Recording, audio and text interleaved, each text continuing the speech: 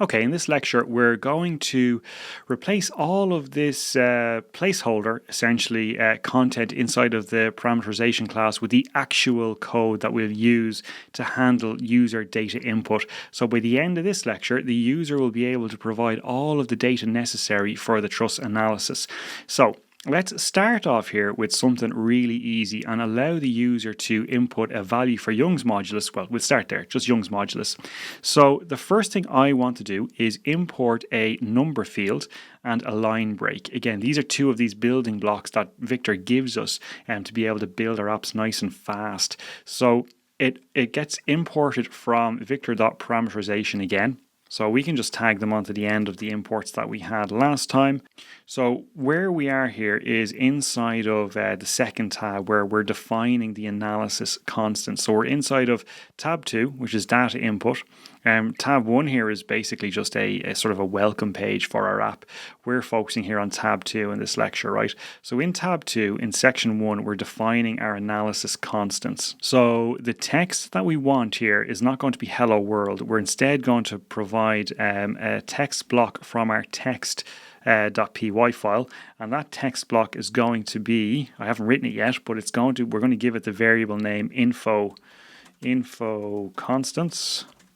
All right, we'll go back and provide info constants. In fact, let's do that now. Let's head over to text.py and let's create a text block for our user, right? So I'm just going to come down here and paste this in, right? So info constants is going to have a heading that's analysis constants, and then we're just giving the user some information about what they're about to add. We will save that, head back over to app.py, and we can see we don't have an error anymore, right? Because we're bringing in all of the text with this line here from our text.py file. Okay, so now that we have our text in, what I want to do is I want to add in a number field. That's essentially what the user is going to put the number into. So I'll come down below this text we've just added. So we will be working in tab 2 again in section 1, and we're going to now add a variable. We're going to give it the name E, and we're going to let that equal to a number field. Now, a number field takes a number of different input arguments. At any point, by the way, if you want to find out more about what are the required arguments for various different elements you're bringing in, various different built-in Victor elements, and just head over to the documentation. I've provided lots of links to the documentation in the text associated with this lecture, so just head over there and you'll find all of the information you need. What we'll do for now is we'll provide a block of text essentially. So our text is going to be Young's modulus, and that's going to be in gigapascals. We're going to provide a minimum value. A minimum value for us is going to be 0, and then we'll provide a default value which we will provide as 200. So it's going to be steel, obviously, so 200 gigapascals will be our default for Young's modulus. Okay, so with that much done, let's head over to our app again. Make sure your app is running, and if it's not, just Victor CLI start. So we'll head over to our app here, refresh our app page, go to data input, and there we have it, right? So what are you looking at here? This here is all of the text that we provided in that text.py file. And then this is the number field, and that's our default value of 200. Okay, so the user can provide any number they want there, and then within our code, we can access the number as that variable E that we defined. Okay, so the next thing I want to do is do the exact same thing for the cross-sectional area. Now I'll provide a line break next, just because I want this cross-sectional area to be on a new line. So there we have it there. So I'm saying tab 2, section 1, and then I'm just giving it the name LB here for line break. And then below that, I'm going to add in another number field for the cross-sectional area. All right, so again, all standard stuff. We're providing a minimum value, a default value. Let's add another line break. And below this line break, we will add in a deflection scale factor. Now, this one is going to be a slider. I kind of want the user to be able to slide a slider back and forth, which will change the scale factor that's being applied to the deflection, so they can see the deflected shape of the structure, eventually they'll be able to see it increasing and decreasing as they change that scale factor. Now, to change a number field from just a number that you type in to being a slider, it's very, very simple. You just change or you pass in a new option into the number field where the variant, here we're setting variant equal to slider, we're setting a minimum value of 1, a max value of 10,000, these are arbitrary values, and then a default value of 500, again, that's arbitrary. So if I now save that and head back over to our app and check our updates, we'll just refresh the page, head over to our data input, and there we have it. So the user can now provide a Young's modulus, a cross-sectional area, and then they can change this scale factor as much as they like. And we have access to all of those numbers then on the back end.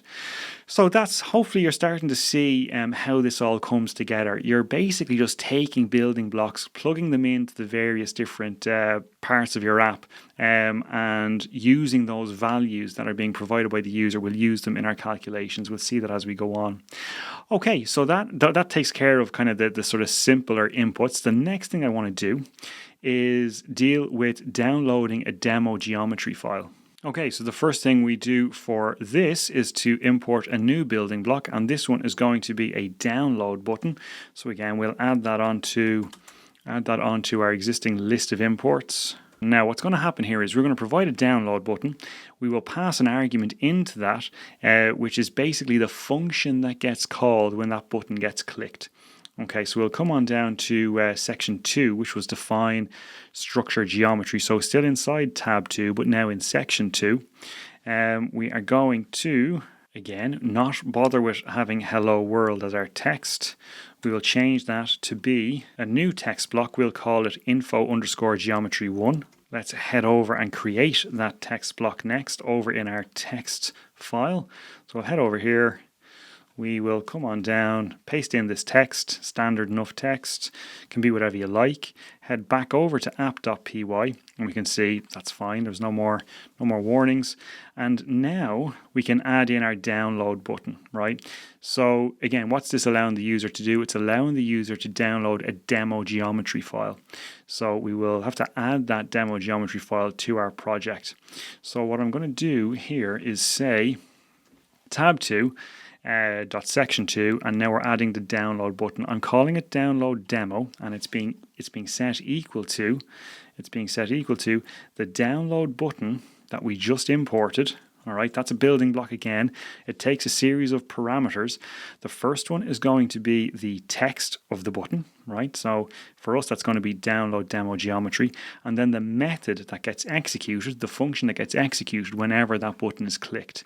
So let's just paste that in there, right? So we've got download demo geometry, and then the method is going to be download demo file. Right, so we haven't seen that yet. That's not written yet. That method gets provided or gets written down in our controller class. Now, we haven't seen anything in our controller class yet. This is where essentially the calculations happen. Up here, the parameterization class, this is all just about collecting information from the user. Anything that involves calculations or computation happens in the controller class. So we're going to write a method down here called download demo file. And in fact, while we're at it, I see that we just have my entity type in here. Let's change that to something a bit more relevant. I'm just going to change that to OpenSees 2D Truss analysis, just makes a bit more sense. So now inside of here, we're going to define a new function. So this function is going to be called download demo file. It's the function that we defined above, or not defined, but the function that we basically specified above here. So we'll take that, drop it in there. Now it's going to take a standard list of arguments, right? So we'll pass in self, we will pass in params. That params, incidentally, it's this argument here that gives us access to everything inside of the parameterization class, right? So we're passing in params and then just keywords. Okay, so next up we are going to, let me see, we're going to return from this file a new component, a new building block, right? So download result. Again, this is a building block coming from Victor. The file content is going to be equal to file, and then the file name, file_name is going to be demogeometry.csv. Now, a couple of things happening here, right? We have said that we need this download result, right? We haven't imported that yet, so we got to import that next. That is coming from an import statement at the top. Now, we're not importing, in this case, from victor.parameterization. We're importing from victor.result. So we're going to say from victor.result, import download result. And if you're asking yourself, how do I know all this? You just have to read the documentation, right? So you're going to get a good leg up on how to set up a basic app in this tutorial. But you're obviously going to go beyond this tutorial, this project, and build your own apps. And you're going to bump up against issues like, how do I do this? How do I do that? These are all the same issues I bump up against when I build something like this for the first time. This is just a quick reminder to say that all the information you need to do all of this lives in the documentation. So always remember that. That's how you know where to get things like download result from. Okay, so now that we've imported that, we still have an issue here, right? Because we're setting the file content equal to something called file. Well, what is that, right? We haven't said what that is. I now need to create the content that's going to get downloaded with this download result component, right? Now I'm putting all of my code associated with generating files, or rather data input and output. That all lives inside of data.io here, remember. So I'm going to say that file is going to be equal to whatever gets returned from the function export demo. Okay, remember, if I head over to data.io, export demo is actually a function over here, right? Export demo. So this is where the code is going to go that handles this file, or generating this file.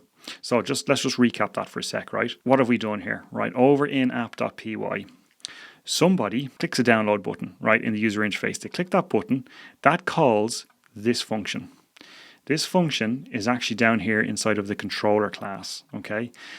When that function gets called, this function gets called, right, which is over here. And this is basically the function that takes the CSV file that's in my file directory that I have to add now in a second, and it converts it into a format that this download result is expecting.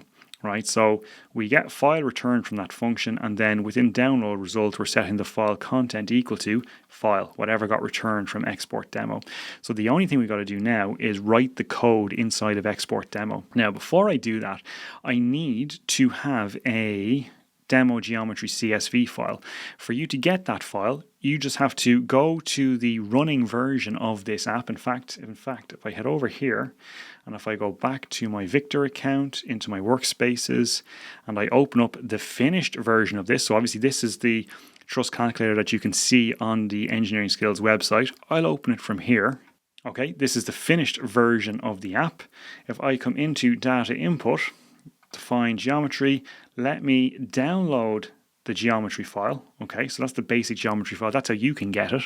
I will jump from here back over to my Victor account, which is in here. I'm going to take that CSV file that just got downloaded. In fact, let's open it first. Okay, so this is the demo file, right? So the idea here is that someone can download this file, and they'll see the structure of the file. So these are all the nodal positions. So that would be node 1, node 2, node 3, node 4, and these are all the member definitions. Okay, so the idea is someone can get this file, see, okay, that's how it works, that's how it goes together, and they can modify this or create their own geometry file that they can upload. That's the idea of providing a demo. So we want to take this file, this demo geometry, and drag it over into the file explorer over in your GitHub code space. Okay, so I've just done that. I've dragged the file over, and there you can see it over here open in my code window. So I can close that, and then head over to data.io.py. All right, so now we just need to fill in the body of this function. So how this is going to work is that we are going to define the file path. That's just the path to this file here, this demo geometry file. We'll open the file, we'll read its contents, convert those contents into a bytes.io object, which is a type of object that our download result expects. And then we'll just return that out of the bottom of this function. All right, so then we're just returning demo. Okay, so that is the basic operation implemented. Now I just noticed that that's demo-geometry, which means that over there should be demo-geometry in the file name.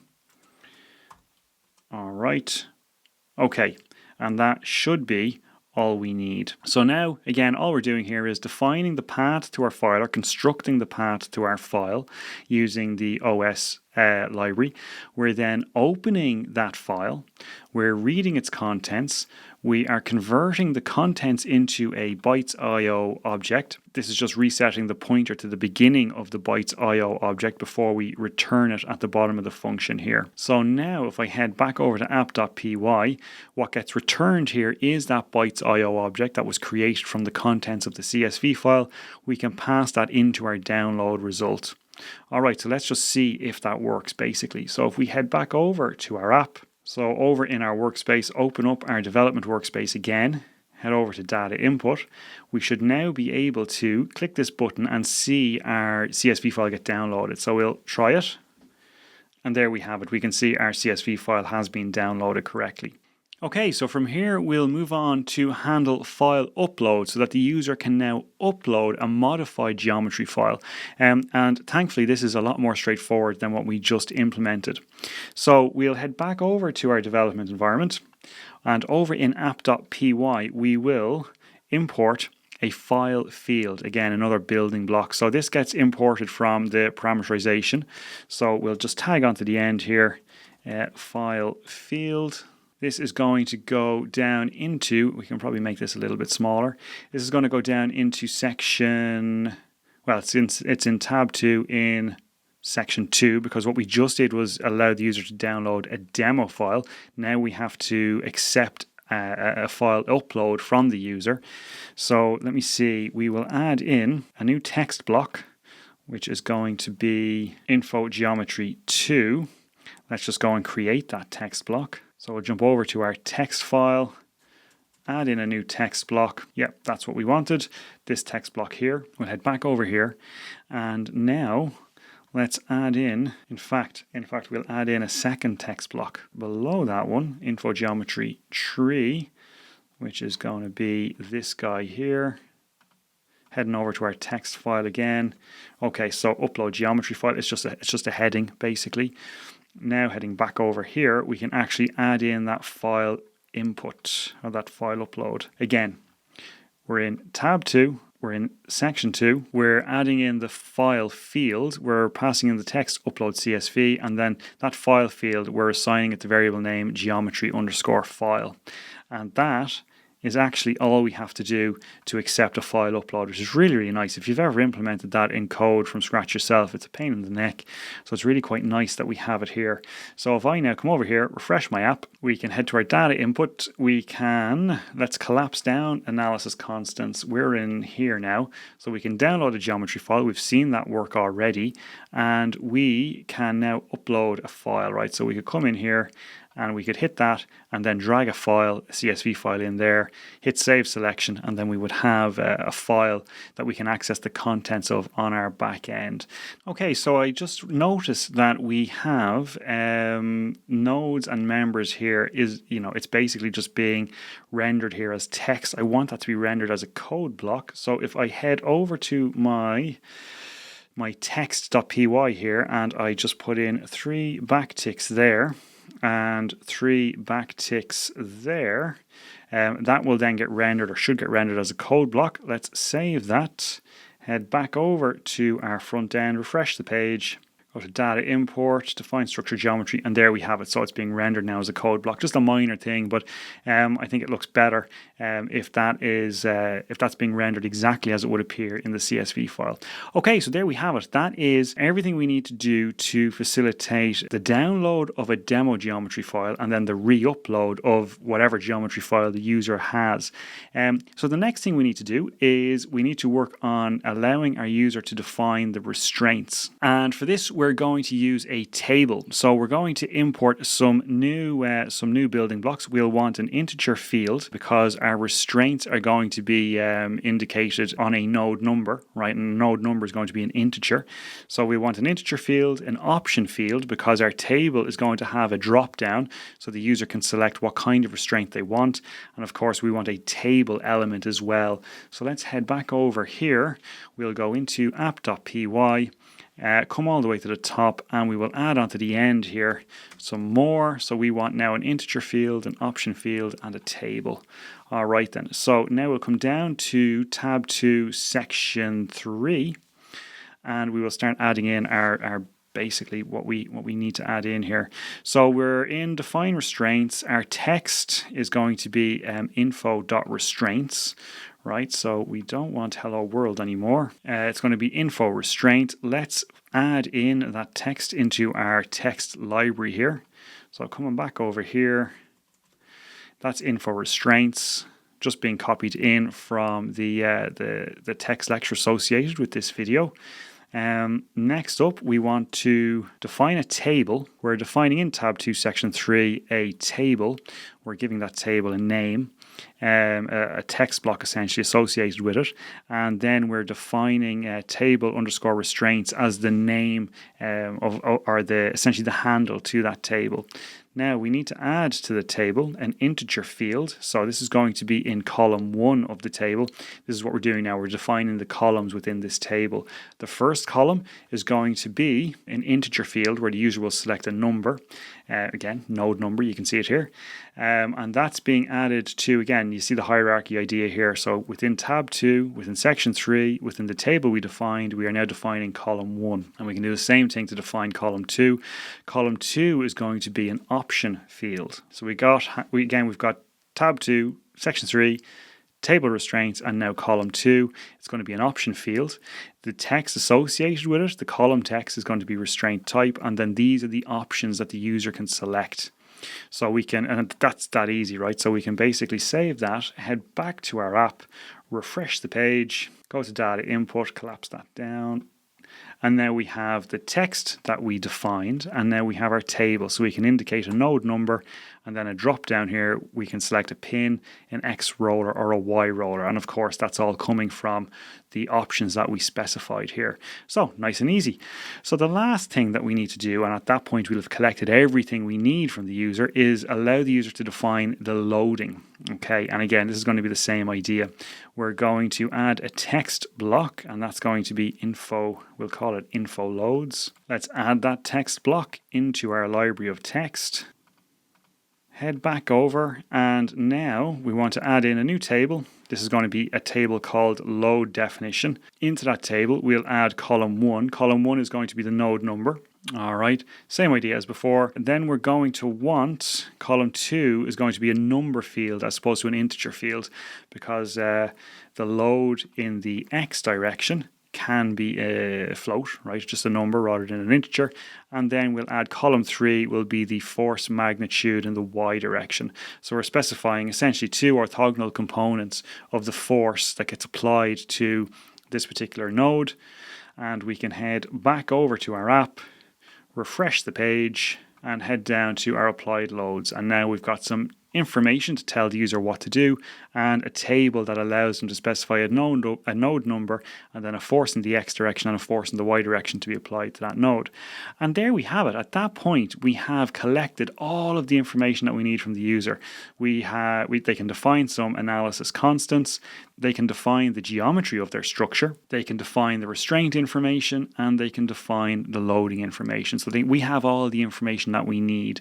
So in the next lecture, we're going to take all of that information and parse it essentially, collect it from in whatever format that it got passed in as, and basically take it and convert it over into a format that our analysis code expects to work with, essentially NumPy arrays. So take a break, and I'll see you in the next one.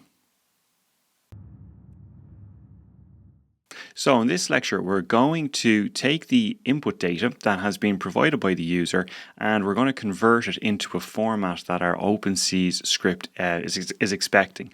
So if we think about it, what's been provided so far? Well, the user has uploaded a geometry CSV file, so we're going to have to parse that file and convert the information in it, so those nodal positions and member definitions, into some NumPy arrays that we can pass into our analysis function. The user has also provided restraint information, and so we're going to need to take that restraint information that was input through that table that we provided the user and convert that as well.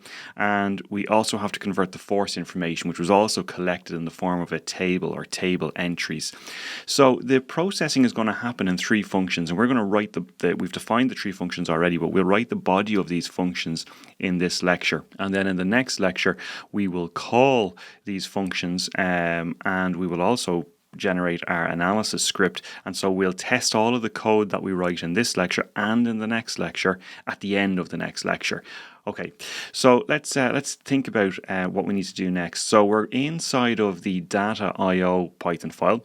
We're going to be in this file for this whole lecture, and we're going to be focusing on three different functions. So the first one is our process geometry file. That's the first function that we're going to write. So the way this function will work is we will read the geometry file that was passed in by the user line by line. And if the line that we're reading is a nodal definition, so defining the position of a node, we will essentially take that information and add it to a list of nodes. And if the line we're reading isn't a node but it's a member definition, we'll take the information contained in that row and add it to a list of member definitions. So let's just have a quick recap here of what the geometry file actually looks like. So this is our geometry file. We start off by saying nodes here, and then we have each of the nodes defined on a new line. The first number here is the x coordinate, the second number is the y coordinate. So we're going to go down through these line by line and add each of these nodes to a new list, and then we'll come on down, we'll hit members at some point, and our code will be watching out for the point at which the row that it's parsing contains members, and once that happens, we'll switch some flags in our function to tell our function that, okay, you're finished processing the nodes and now you're processing the members, and then we'll then process these members in exactly the same way by adding the information to an empty list of member definitions. Okay, so let's head back over to data.io. So again, we're ignoring basically all of these functions, and it's this guy that we're focusing on first. So we're going to process this thing line by line, right? So the first thing we need to do is open the file. So we'll open the file with the following code, and now the file is open, we can process it line by line. So we'll say for line in file. Now the first thing we'll do, we have access to the actual line here through the variable name line. So the very first thing I want to do is strip any white space. It's just good practice to strip any leading or trailing white space that is contained within the line. Now in this case we shouldn't have any, but it's just a good practice thing to do when you're processing a string from a file. Just get rid of any white space, because you'll be surprised how many times you run into a bug or generate a bug because a string that you're processing has white space in it when you didn't think it did or you weren't anticipating it. So we'll just call line.strip. So the next thing that we need to do is handle the flags. Now the flags are really just true or false values that tell our code what type of line is being processed. So we'll define two flags. One is going to be called reading nodes, and the other is going to be called reading members. And those flags will be either true or false based on what type of line that we're reading in our code.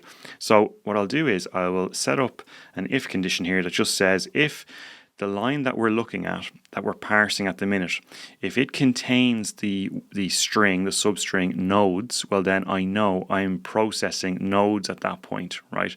And so I will set the reading nodes flag to true and the reading members flag to false.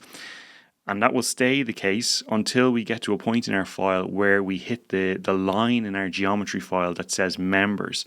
And once we hit that line, we'll test for that line. And once we've hit it, we'll then switch the values of those flags. Reading nodes will be false and reading members will be true. Okay, so now we know what kind of line that we're processing. The next thing we'll do is add the code block that parses a node, and that's going to be called if reading nodes is true. Okay, so to parse the line, the current line, the first thing we do is we got to split it. So remember, if I go back over to our geometry file here, our nodes are basically, this is the string that we'll be analyzing, for example, if we're processing this line, right? So we got to split that string into two different numbers, and we'll split it at the comma here. So the way to do that is to just call split on the actual line itself. So we'll define parts as being equal to, line.split, and then the character that we're going to split on is the comma. So parts is now a list that contains two different strings, the first number and the second number, but those numbers are stored as strings. It's important to remember that because we've got to then convert them to numbers. So now that we have our parts, the next thing I'll do is make sure that there's two parts. If there's not two parts, if there's only one part, in other words, if there's only one number in a line, that means there's an error in the geometry file and we don't want to proceed. So we'll just make sure that each line has exactly two parts. So we'll check the length of parts. So we'll say if parts, or the length of parts, is equal to 2, and only if it's equal to 2, well then we'll come in and we'll process or we'll change those two numbers within parts that are stored as strings currently. We'll change them to integers and map them to variable names x and y. Okay, so that's what this line is doing. We're basically calling the map method, okay, on parts. So we're passing in parts, which is just that list containing two strings, and stored in those two strings are the two numbers. We're mapping them to integers, and then we're assigning those integer values to the variable names x and y. And then the last thing to do is just append those x and y values to our empty nodes array, which we haven't yet defined. So let's just say, for now, let's just say nodes.append. We're appending the x and y values. Okay, now you'll notice that here nodes isn't defined because up at the top here we should define the empty nodes array that we are going to append into. So I'll just say nodes is equal to an empty list, and in fact let's put a little heading here that just says initialize the containers, the data containers. So we want one for nodes, we want one for members, and we'll also want to initialize our flags, right? So we're saying reading nodes initially is false, and reading members is also initially false. So they start off as false and only get switched when we hit the relevant line within our geometry file, either the line that contains the string nodes or the line that contains the string members. Okay, so that was the initializations that we forgot to do at the start of the file. So now we should have each of our nodes processed.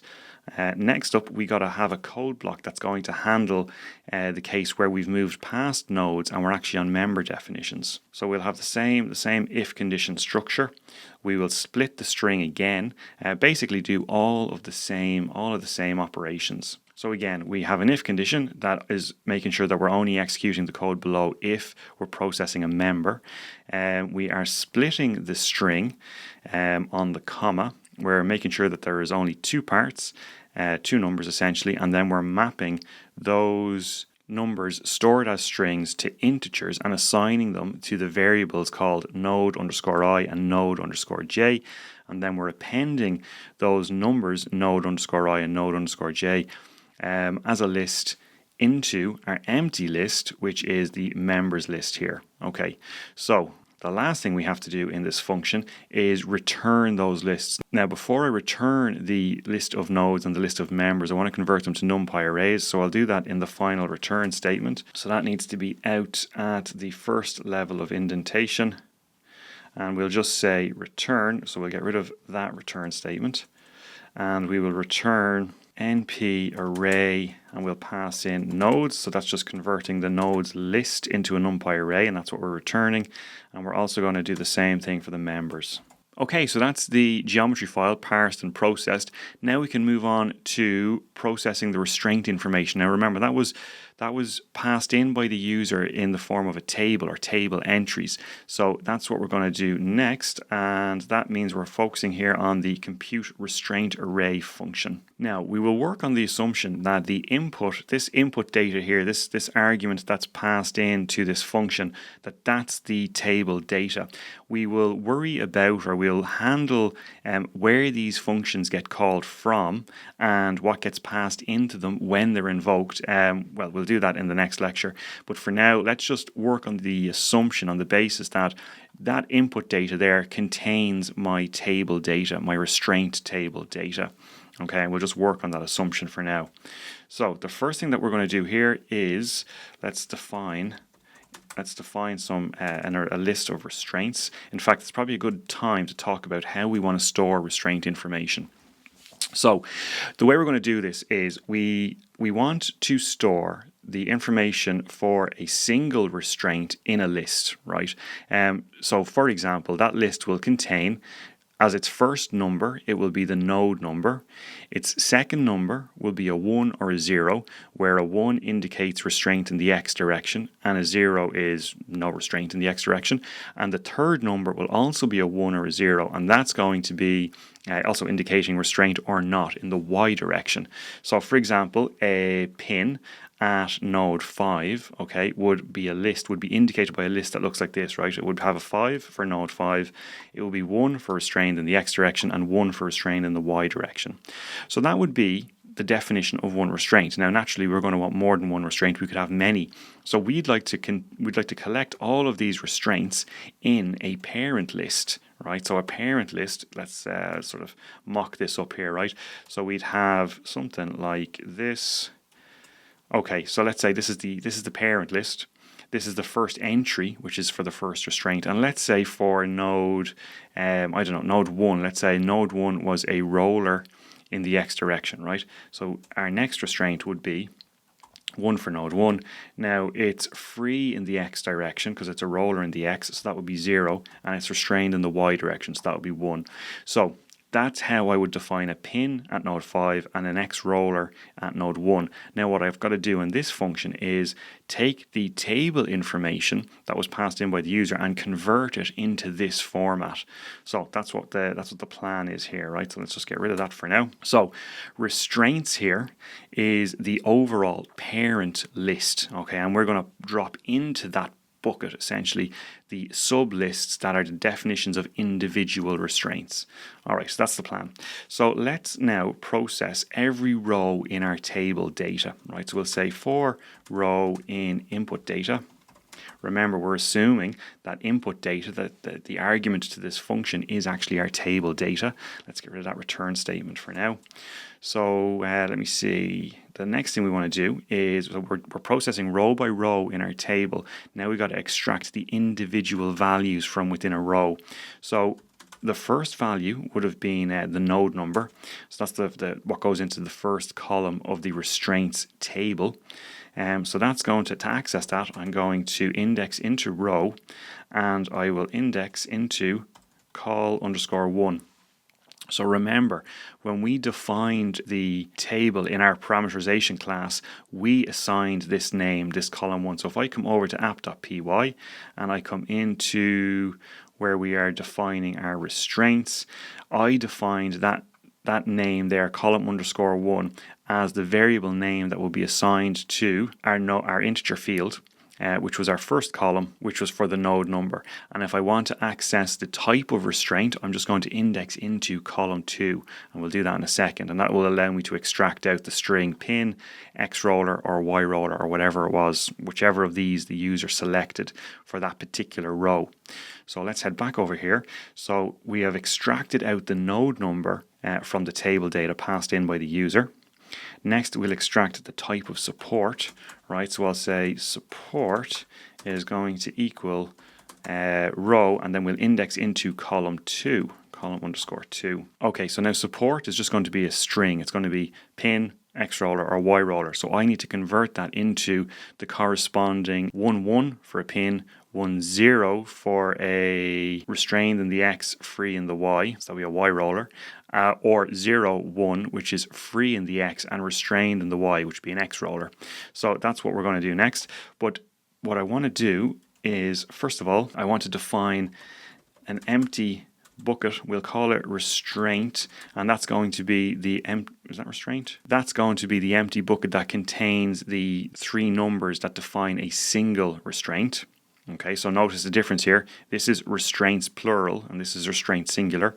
So restraint is just going to be an empty list. The first thing that I can append into that empty list is the node number, because I have that already. And now I can process the support. So we'll just have a series of if conditions. If the support is equal to the string pin, I'll append in the appropriate numbers into my restraint, and so on and so forth for X roller and Y roller. Okay, so if support equals pin, we will extend our restraint list by adding in the additional list 1, 1. If it's X roller, we'll add in a 0, 1, and if it's Y roller, we'll add in a 1, 0. So now we have a list containing the information, the 3 numbers that define an individual restraint.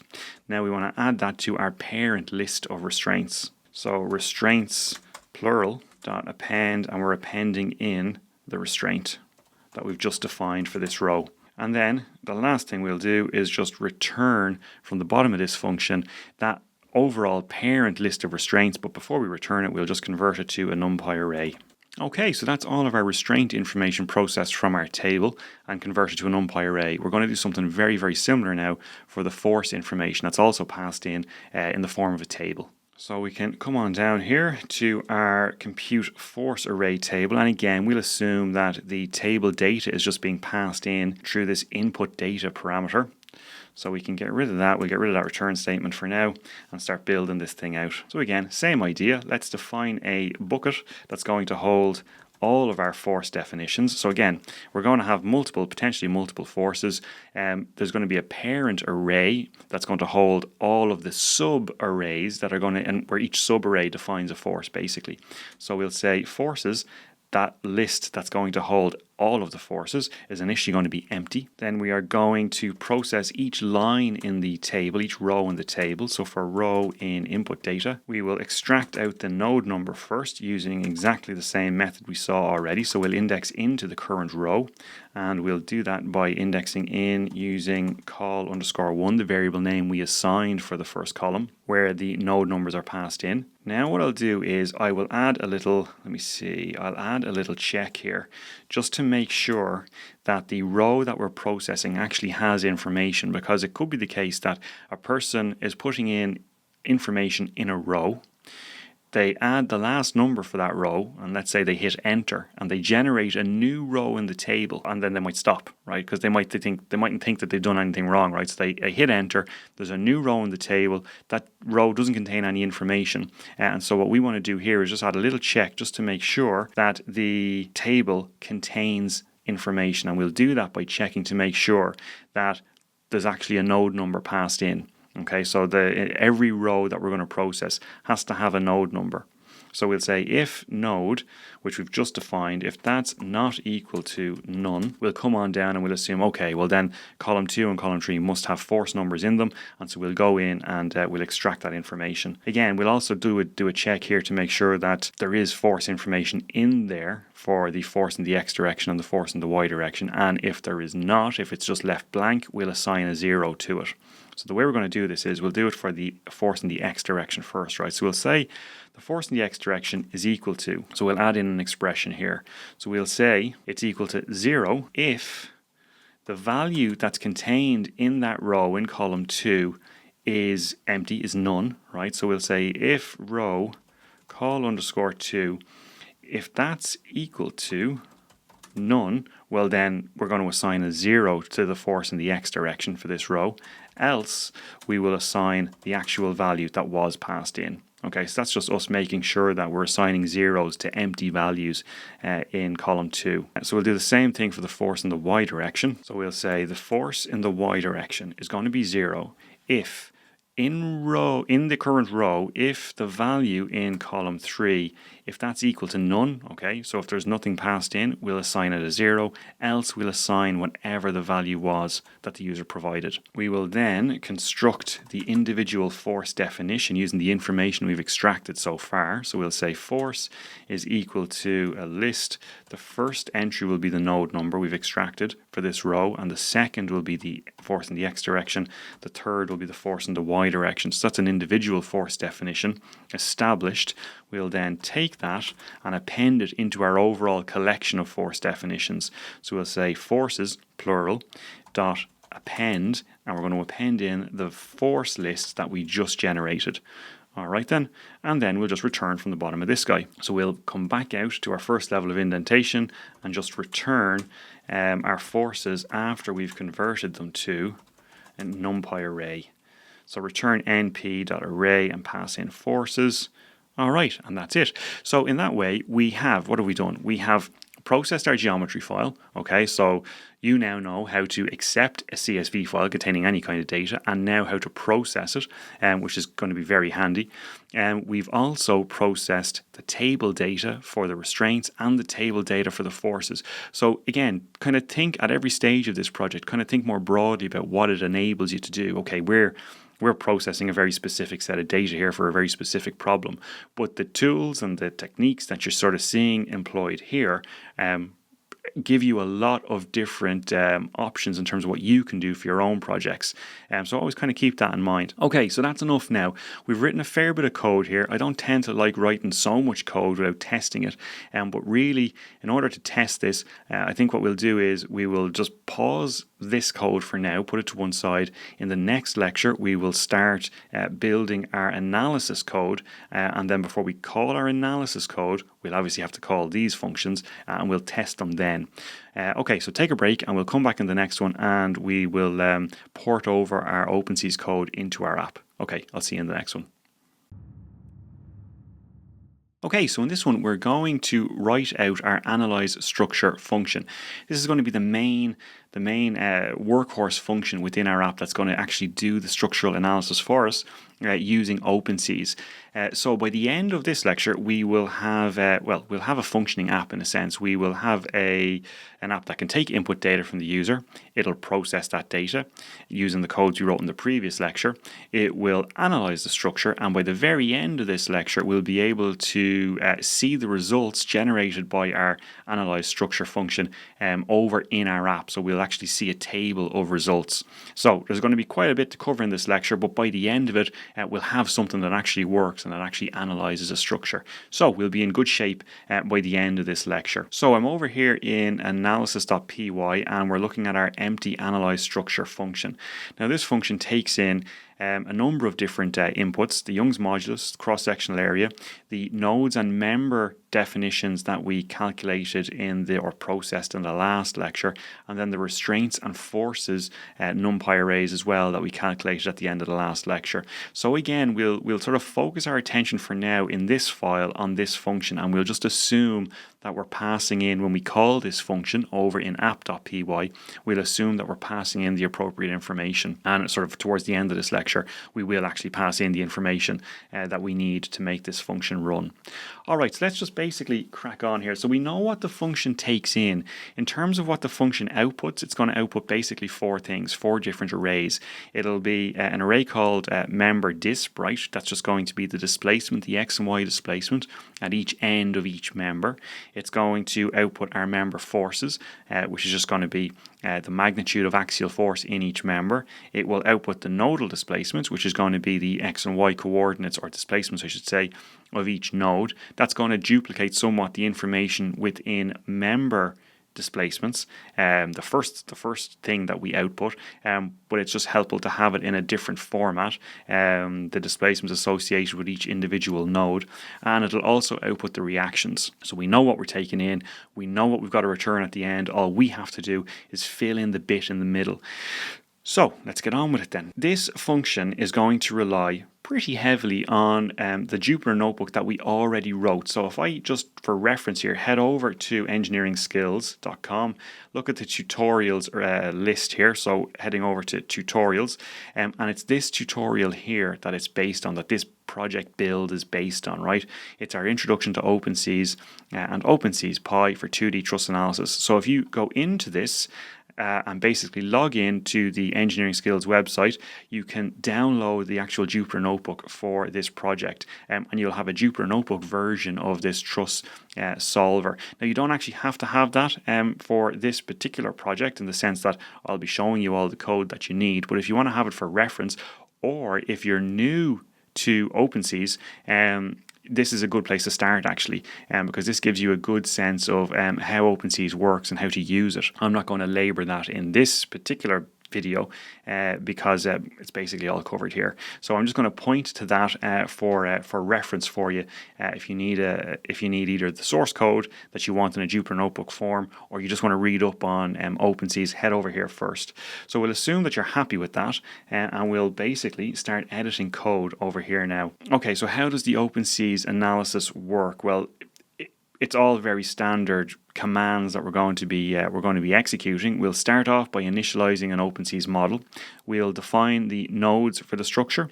We'll define a material, which is going to be steel for us, and we'll define the elements, define the boundary conditions, set up a basic time series and load pattern, apply the loads, and then run the analysis. So that's all just going to be bang, bang, bang, bang, bang, copying in commands that we've seen in that previous tutorial. Once we've done that, once we've done the analysis, right?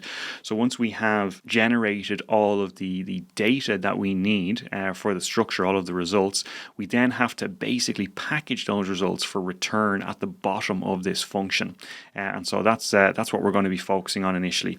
So let's just get on with it here and build out this function. So the first thing I want to do is convert the Young's modulus from gigapascals, which was what the user passed in, because we want them to be able to do to handle an easy number, right? So for steel, it has a Young's modulus in the range of 200 gigapascals. In my OpenSees code, I'm working in newtons and meters, so I got to convert my gigapascals to newtons per meter squared. So that's the very first thing that I'll do. So I'll just basically do that simple conversion first of all.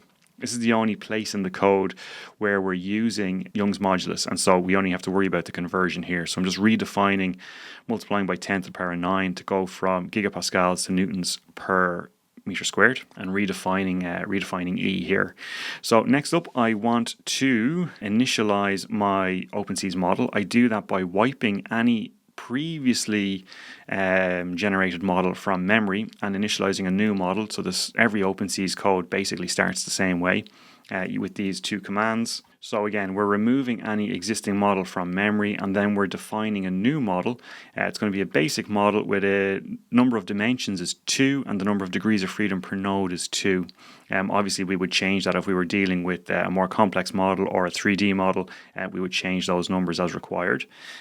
So next up, we want to define the structure. Again, I'm not going to labor these. I'll comment on them as we're doing them, but I won't labor them in too much detail because again, we've covered that ground in a previous tutorial. So the next stage will be defining the structure, and that starts with defining the nodes. So we're saying for each of the nodes within the nodes array that got passed in, that NumPy array, we are calling OPS, so we're calling .node off of OPS. OPS is just our reference to the OpenSees library, so we're calling the node command from the OpenSees library. We're defining a node number and then passing in the X and Y coordinates for that node. We'll define a simple uniaxial material next using the Young's modulus. Let me just get rid of that return statement. Using the Young's modulus that we've passed in. So again, we're calling uniaxial material from the OpenSees library. We will then define the elements or the members using the members array that was passed into the function. Members is not defined. Okay, so the argument here should be members plural, not singular. So now we're using that members that got passed in, calling element from the OpenSees library and defining an element in the usual way, noting that we are using the cross-sectional area that was passed into the function, and we are using the material with the material tag 1, which was this material here. So that's the material tag being defined when we define the material, and then there is us referencing that material. Next up, we can define our boundary conditions. This time, naturally, we'll be using the restraints information that was passed in. Okay, so we're calling fix from the OpenSees library and passing in the node number and then the degree of fixity, essentially, whether it's fixed or not fixed in the X and Y direction. Next up, we define a time series and a load pattern. So we're creating a time series with a tag of 1, and then we're creating a plain load pattern. Obviously, OpenSees is a beefy library. There's an awful lot more we can do, but we're just defining a basic time series, a basic load pattern here. All right, so now that we've everything defined, we can add our loads. So we're going to create a series of loads based on the information that was passed in the forces array. So again, just calling load from the OpenSees library and defining it in the usual way. And that's basically all of our definition done. So we've defined the structure, the material, the restraints, and the forces. Next up, we can just analyze the structure, and that's going to be done with a sequence of commands that I'm just going to drop in here. So the critical one here being OpenSees or ops.analyze, and that's the command that essentially, this is all just setup. This is teeing everything up, specifying solvers and the like. This is the command that actually performs the analysis. All right, so at that point, we should have, when this function gets called, we should have a set of results. Now all we have to do is take those results out and package them for return at the bottom of this function. So that's the next thing we want to do. So I'm just going to sort of comment in here a new section for extracting the results. First set of results we'll extract will be the member displacements. So again, this is going to use pretty much techniques that we've already seen, right? We'll define an empty bucket of member displacements, and then we'll cycle through each member and extract from our OpenSees model the displacement in the X and Y direction at each end of that member. So we'll essentially, for each member, determine 4 numbers. We'll package those 4 numbers into an array, and then package that array into a sort of a parent array of member displacements. So that's the plan. So we can, let's define an empty bucket called member disp. That's going to get returned at the bottom. It's going to hold all of our individual arrays for each member, and then we will cycle through each member. For each member, we will extract the node number for node I and node J, so the node number at each end of the member. Now that we have the node number, that will allow us to extract the displacement for that node number in the X and Y direction. So if we do it for node I first, we can say that ux underscore I is going to be, we're extracting from our OpenSees model a nodal displacement. We tell it which node number we want, and then 1 is for the X, and we do the same thing where 2 is for the Y direction. And then we can do the same thing for the X and Y displacement at node J for that particular member. All right then, so now we have the 4 numbers for the X and Y displacements at each end of the current member. We can combine those into a single list and add that list or append that list into our parent list of displacements. Okay, fantastic. And that's it, basically. That's what we're going to return at the bottom of this function. So the next one we'll do is our member forces. And again, that's the very same idea. Define an empty bucket, cycle through each of our members, and then determine the force in that member and add it to our bucket. So that's what we're doing here. For each member, we're calling from OpenSees the basic force command. We're passing in a node number, which happens to be the iterator I plus 1, because we're sequentially going through the members here. We're indexing into 0, the 0 position, which just extracts out the actual number for that member. We're dividing it by 1,000 because I want to report kilonewtons back, and then we're rounding that to 2 decimal places. So that's what's going on there. And then we're that number, that rounded kilonewton value, we're appending it into our bucket of member forces. Okay, so that's it.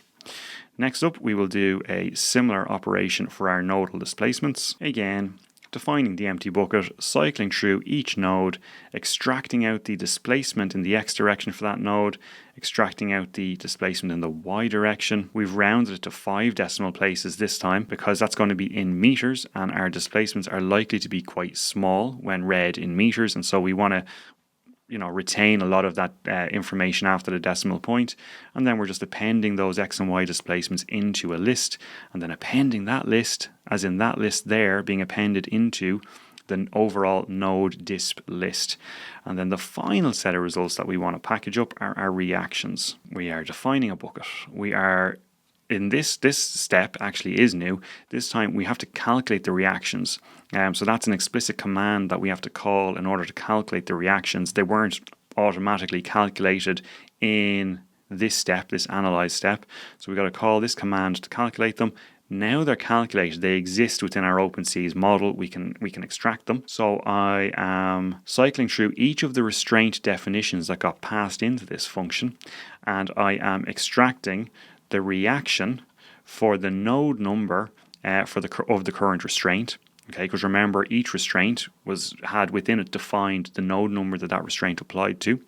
We're then just calculating the X component of the reaction, changing it to kilonewtons, rounding it to 2 decimal places for the X, then for the Y, and then we're appending a list containing the node number, the X reaction, and the Y component of the reaction. That's all into one list, and then we're appending that list into our overall reactions list. Okay, so it's a lot of repetition in a sense. Once you've worked out how to do it once, it's kind of just repeating the same process again and again for the different types of data that you need to process and extract. Can't forget at the end, obviously, we want to return all of these arrays that we've compiled. So again, the member displacement array, that was that guy. The member forces array, that was that guy. The nodal displacements, which was that guy. And then the reactions, which was that guy. And so in that way, at this point, we actually have an app that will calculate our structure. We can put in the information for our structure. We can call this function, generate the analysis output, and then the next thing we have to do is actually visualize that output or report it back to the user, because currently it's kind of locked in our app. It's not visualized anywhere. So that's what we'll do next. Okay, so now we're ready to report these results back to our user. So I'm over here in app.py, and that's where we'll be for the remainder of this lecture. So we can report a number of different, or provide a number of different results visualizations to the user. Viktor has an awful lot of options that you can choose from. Two that we're going to use in this project are going to be the data view and the image view. The data view is going to allow us to report essentially what amounts to a table of results back to the user, and that's what we'll focus on in this lecture, just to make sure everything is working well and correctly. And then in later lectures, we'll look at some image views.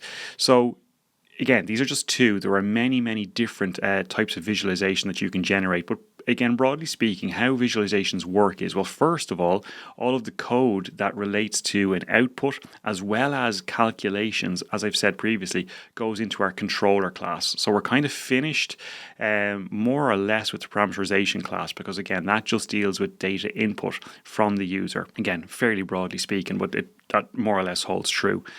So now we're focusing on the controller class. This is where calculations happen, or in other words, where our different functions that handle the calculations are called from. And it also is where we put all of the code related to visualizations that we'll generate. Now, how visualizations work is that you import the required element. So that could be a data view element. Remember, it's these building blocks. This is the idea that we talked about before, where we can bring in these elements or building blocks from Viktor and then use them. So if I wanted to use a data view, for example, which we're going to do now, I would import the data view building block. I would then use that as a decorator to a function. Okay, and that function is the function that's responsible for returning whatever it is that in this case data view wants. Okay, so we'll import a data view. We will define that as a decorator to a function.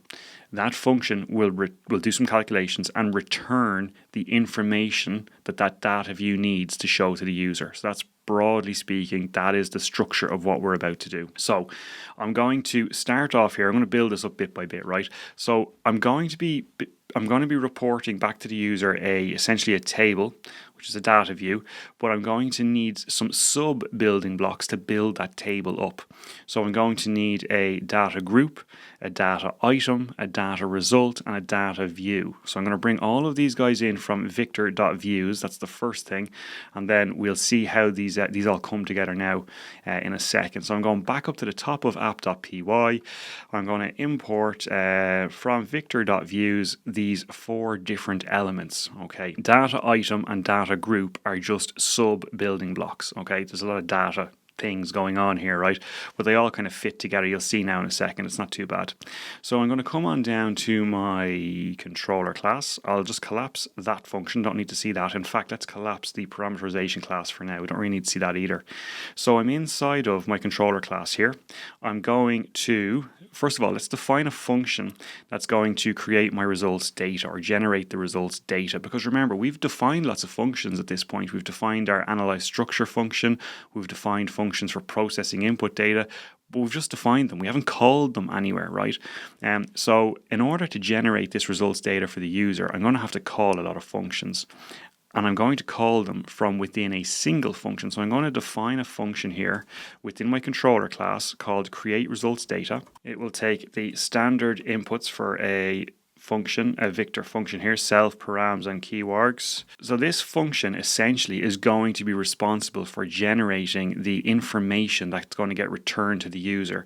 Now, because this function is essentially being used by a data visualization, right, I'm going to define that visualization, that that building block as a decorator to this function. So these two things go hand in hand, right? You've got the visualization type you want, right? That gets used as a decorator. And then the function that's responsible for generating the information that gets reported back in the visualization is the function that you're defining the decorator to. Right, so we've defined the function that's going to do all the heavy lifting. Let's now just define the decorator to that function, which is going to be data view. Data view gets a couple of arguments. The first one is going to be results data. That's just a string. That's going to be the string that's used in the tab for this data view. So that can be anything you like. Results data makes sense. And then we're going to pass in a default duration guess. Again, this is a default argument for this particular building block. All right, so this is the basic idea. This is, again, one of those kind of concepts that might be a little bit unusual to you if you've not used Victor before, or indeed if you've not used function decorators before. But this is the basic idea, right? You've got your building block you bring in. It's a decorator. It's the decorator to a function, and the function that it's a decorator to is responsible for compiling all of the data, okay, and returning the data that will be shown in the visualization. Again, I found this quite confusing myself, I must be honest, when I started off looking at this. But once you've seen it a few times and you've built a couple of different visualizations, it becomes second nature. It's not actually that bad. All right, so what's going to happen next? I am going to define some empty buckets. Now, these empty buckets are going to be essentially, they're going to hold the information that I'm going to return in my visualization. So they're going to be called data items displacement, data items forces, or force, and data items reactions. So let me just define those next. Now, at this point, we are going to have to process our input data and call our analysis or our analyze structure function. Okay, so that's the thing that has to happen next.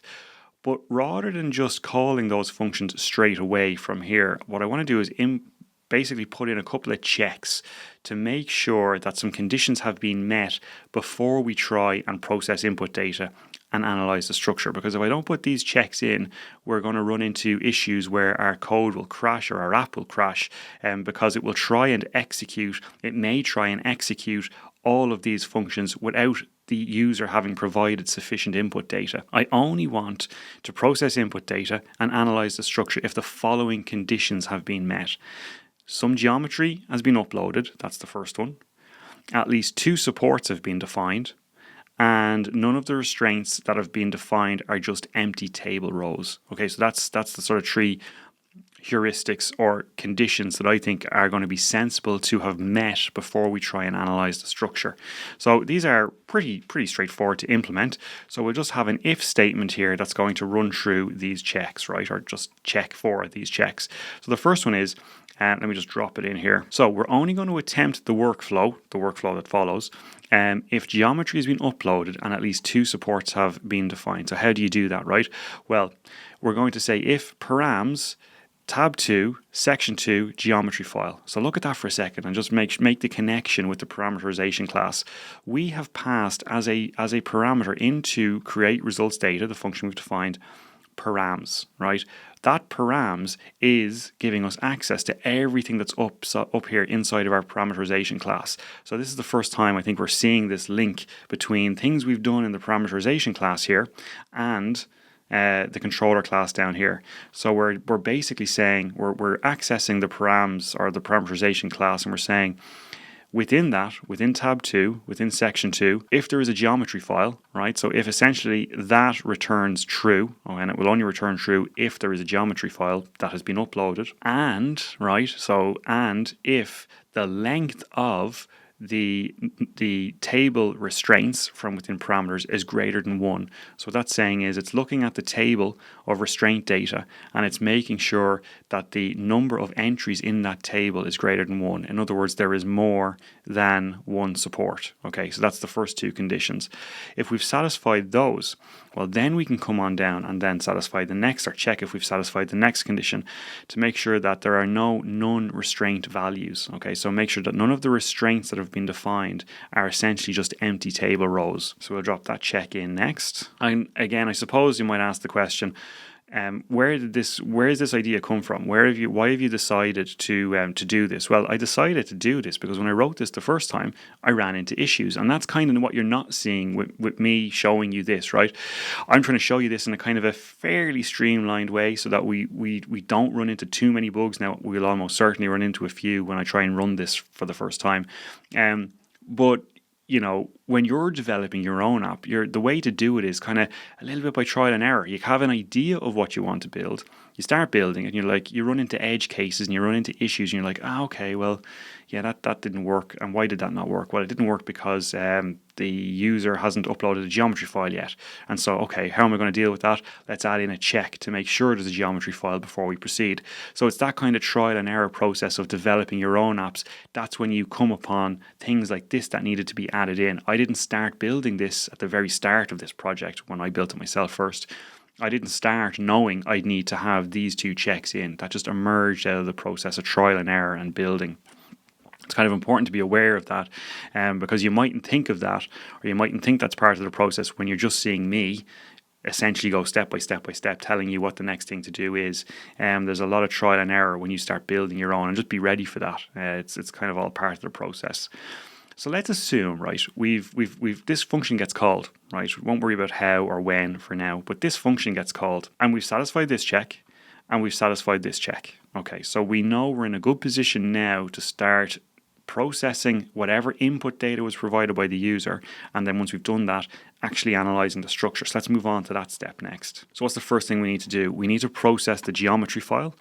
So we're going to call that function process geometry file that we wrote in the previous lecture, and then we will assign the output to two new variables, right? So we're calling process geometry file. That's going to be, if I go back to data.io, that is the data.io py file. That's this function here that we wrote in the last lecture. We've got to pass into that the actual file data. So if I go back to app.py, what am I passing in? I'm passing in the geometry file that got submitted by the user. And how am I accessing it? I'm accessing it through params here. Remember, we have access to everything that was defined or submitted from within the parameterization class within the controller class. That's the kind of key, that's one of the key paradigms or one of the key things to keep in mind or be aware of.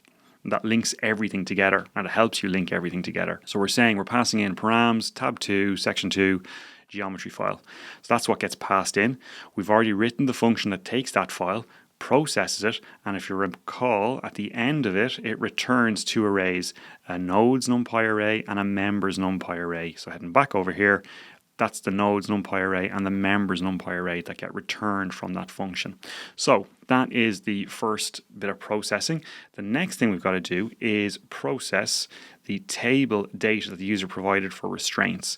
So again, we call our second function here. So now we're calling compute restraint array. What are we passing in? The table of restraints from the parameterization class. Again, we wrote the function that takes that table data, processes it, and returns us a numpy array of restraint information, and we're then assigning that array that gets returned to the variable name restraints. Okay, and then the same thing happens for our forces. So we can come in here and we can say forces is equal to whatever gets returned from the compute force array function, and we're passing into that function the table data that contained all the loading information. So these three lines here are us essentially running the code that we wrote in the last lecture. And of course, just a reminder, we have access to these three functions because we imported them in this line here, okay, from data.io. Okay, so if we head back down to our main function here, our create result data, so we've done all of our processing. Now, one thing I'll just point out here, you might notice if you've headed over to your app on the front end, and let's do it now basically. So if we head over here and we refresh the app, we will see that we get an error. So we're seeing an error on the front end, and if we head back over here, we can see we have an error in the terminal. Now, I just wanted to point that out because the issue that we're seeing at the minute is we have a function defined here with the data view decorator. Now, that function expects to return expects to return a data result. Now we're not returning anything from the function yet because we haven't finished writing it. So I just wanted you to flag that up, because I know sometimes when you're following a build along with somebody and you're seeing an error and they haven't commented on the error yet, it can be a little bit off-putting. So don't worry if you've got an error in your code right now. We just haven't finished writing the function yet and returned the appropriate item at the end of the function. That's the only issue you're seeing there. Okay, so now we have processed all of our data. We're in a position to actually call the analyze structure function. So let's assign, or rather call the function. Okay, so we're calling analyze structure. We're passing in the Young's modulus value, the cross-sectional area value, that's coming directly from the parameter or the parameterization class. Then we're passing in nodes and members that got returned from this processing step, restraints that got returned from the next processing step, and forces, the NumPy array that got returned from this processing step. So every time we call our analyze structure function, we've got to do this processing step, or these 3 processing steps, I should say, beforehand.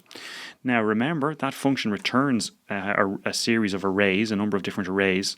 So let's just define variable names for those now. Member disp, member forces, node disp, and reactions. So at that point, we should have a working code, right? In other words, we should have a code that is capable of taking in information and generating the structural behavior. Now, our app will still return an error because we're not returning the appropriate output from the end of this function that has a data view decorator. So we're going to do that next. Let's compile all of the results together and return the appropriate thing out of the bottom of this function.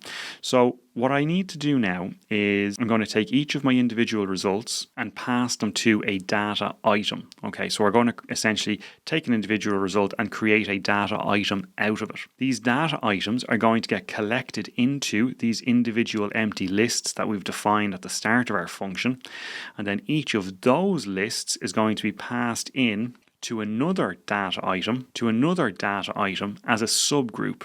These data item subgroups are then collected into a data group, and it's this data group that gets passed into the data result that gets returned at the bottom of the function. So that does, to be fair, that does sound quite complex. It's easier to understand when you actually see it in code. So let's just basically write the code. A lot will become clearer, or it will become a lot clearer, I should say, when you see it done. So what I want to do first of all is I want to fill in this data items displacement list. Okay, now that gets filled up with a series of data items where each data item is one result, and in this case, one displacement result. So that's the first thing. So let's go through or iterate through each of our nodal displacements that got returned from our analyze structure function. Let's construct a string, right? Now this is going to be a results string. So we're just building a string here that is essentially, it's going to be UX, and then we're going to pass in as a variable, because it's an F string, we're going to pass in the first number within that displacement, which is going to be the X displacement, and then we're going to have UY, and then we'll pass in as a variable the second number, which is going to be the Y displacement, and we'll tag on millimeters at the end. So all we've done is construct a string and then insert in that string the variables for the X displacement and the Y displacement of the current node. So that's the result string.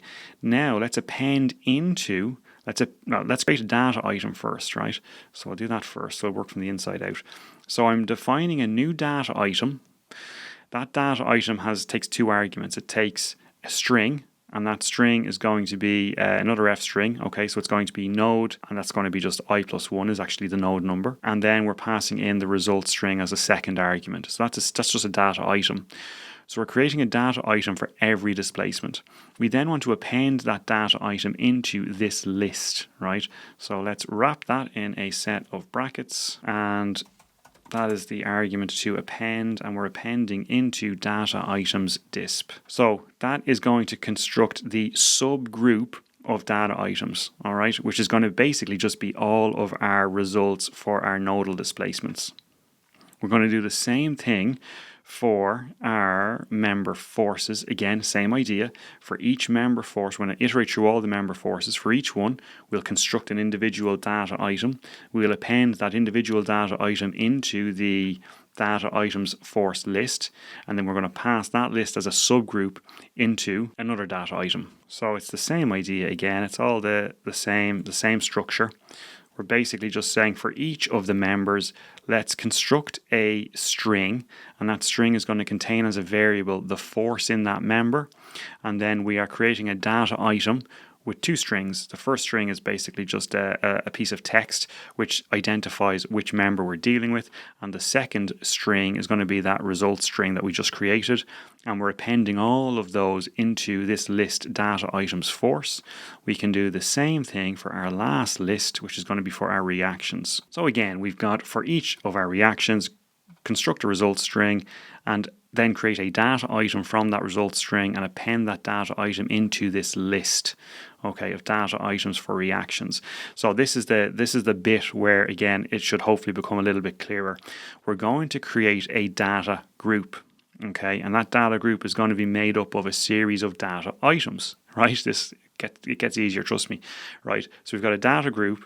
That data group consists of a series of data items, where each one of those data items is a subgroup of data items, right? Now, I know that sounds ridiculous, right? I get it, but it's a little bit easier when you see it, or at least I think it's a bit easier when you see it.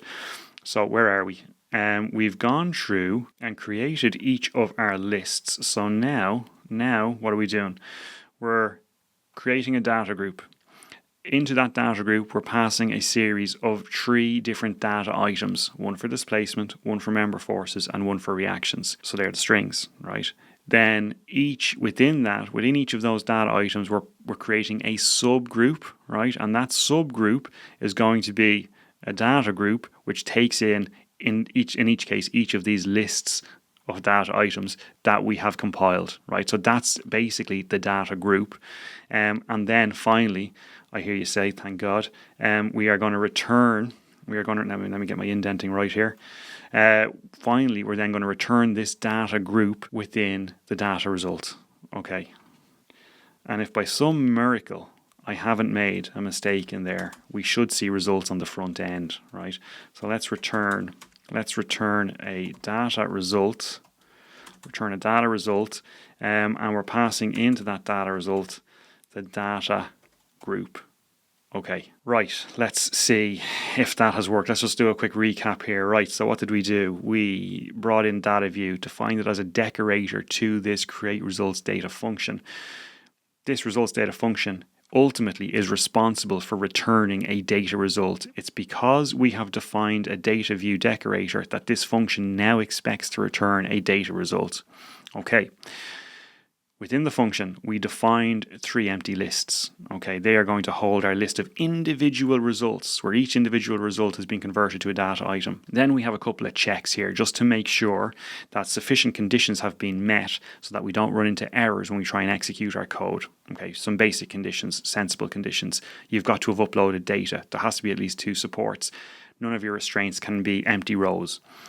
Provided we've satisfied those, we come in and we say, right, let's process the geometry file that got uploaded. Let's process the restraints array table that was filled out by the user. And let's process the force array table. Let's process the force table that was filled in by the user. When we've got that information that's been processed, we'll pass it into, along with Young's modulus and the cross-sectional area from our parameterization, we'll pass it into analyze structure. OpenSees will do its thing, do a structural analysis for us, and return for us the response data for the structure, basically.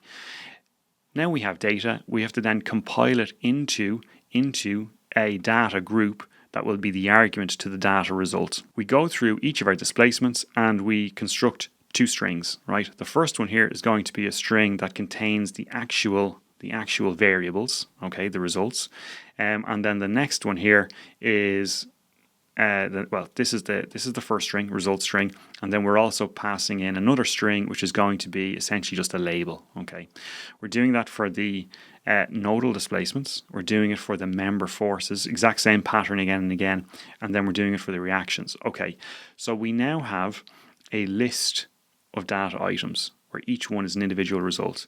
This next step is basically where we're compiling those into a structure, a data structure that can get returned at the end of this function.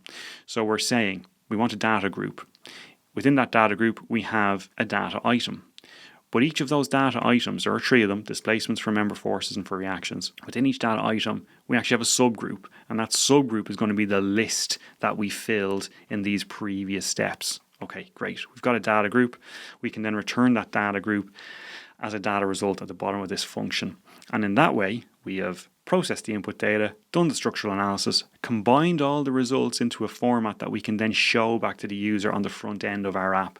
So now if I go over to the app, if there are no typos, there are no issues, which is a huge if, we will see some results. So fingers crossed. So let's save everything here. Let's head over to our app, refresh. We have an issue. Okay, that's not too surprising. What is the issue? Now, it might just be an indentation issue. It might be that we need to bring this guy back out here because we might not have been returning anything if we were within one of these conditions. Let me see if that was the issue. Fantastic. Okay, let me just explain what the issue was. So the problem there was I had my return statement 1 extra level of indent into the right, which means that it was only being executed if we had satisfied this condition here. And since we hadn't uploaded any geometry yet, we hadn't satisfied that condition, and so this function wasn't returning anything, and that's what the error was. However, now that I've corrected the level of indentation, we can head back over to our app and we can see that our results data, notice that we've seen for the first time here something on the right hand side of our app. That's because we are now working in our controller class, and our controller class by and large controls what's happening on the right hand side of the app, whereas the parameterization class controls all the inputs over on the left hand side. So we could expand each of these. Can we expand them? No, there's nothing in there yet. So now we can actually test, upload some data and see if this thing is going to work. So we'll go to data input. All right, we'll accept the default value of Young's modulus and cross-sectional area and scale factor. Let's upload some geometry. Okay, so we'll come on down here. We'll upload a geometry file. So I'll just drag in that demo geometry file that we had. So for me, that's going to be this guy here. Okay, so we now have a file. We'll save selection. All right, we don't see any errors. This is hugely positive. So let's come back over here. Everything looks hunky-dory, no issues. I should say at this point, every time we change anything, any of the inputs here, or we change any of the tabs, our entire code is going to run again. So even just the fact that even if I just do this, if I go back to welcome, everything in our code runs again. So our structural analysis, our input data processing runs again, our structural analysis runs again, and now it's just run again. So that's one thing you have to be aware of here with Victor. Every time you change the window you're looking at, so change from a different tab or to a different tab, or you change any of your input values, your entire app executes again. So just be aware of that. And that's actually why we had to have those checks in there, because our app is going to keep executing. And if we didn't have those checks to make sure we didn't process data or analyze the structure unless those 3 conditions were met, we'd be running into errors because our app would keep trying to run, but we don't have sufficient data yet. But we've added those checks. So our app it is running, but it's not trying to analyze our structure because we're not satisfying those if conditions that we'd put in previously. Okay, so we've got some data. We've got our demo geometry data. Let's define some restraints. So if I can recall correctly, it was restraint number 1 for this particular structure was a pin. And restraint number, I think it was 5, was going to be an X roller. Okay, so you can see here on the right-hand side, every time it blurs out and we're seeing that sort of line go across the top, our app is basically executing. Now let's define some forces. If I can recall, let me see, let's go node 3. Let's say it was 0 in the X, and let's say minus 10,000 in the Y. Okay, so we should now have some results because we've input all the data. We will have satisfied the 3 conditions, so we should now have some results. So if I click on this guy here, boom, there we have it. We now have results that we can show. Oh, that's a big relief actually.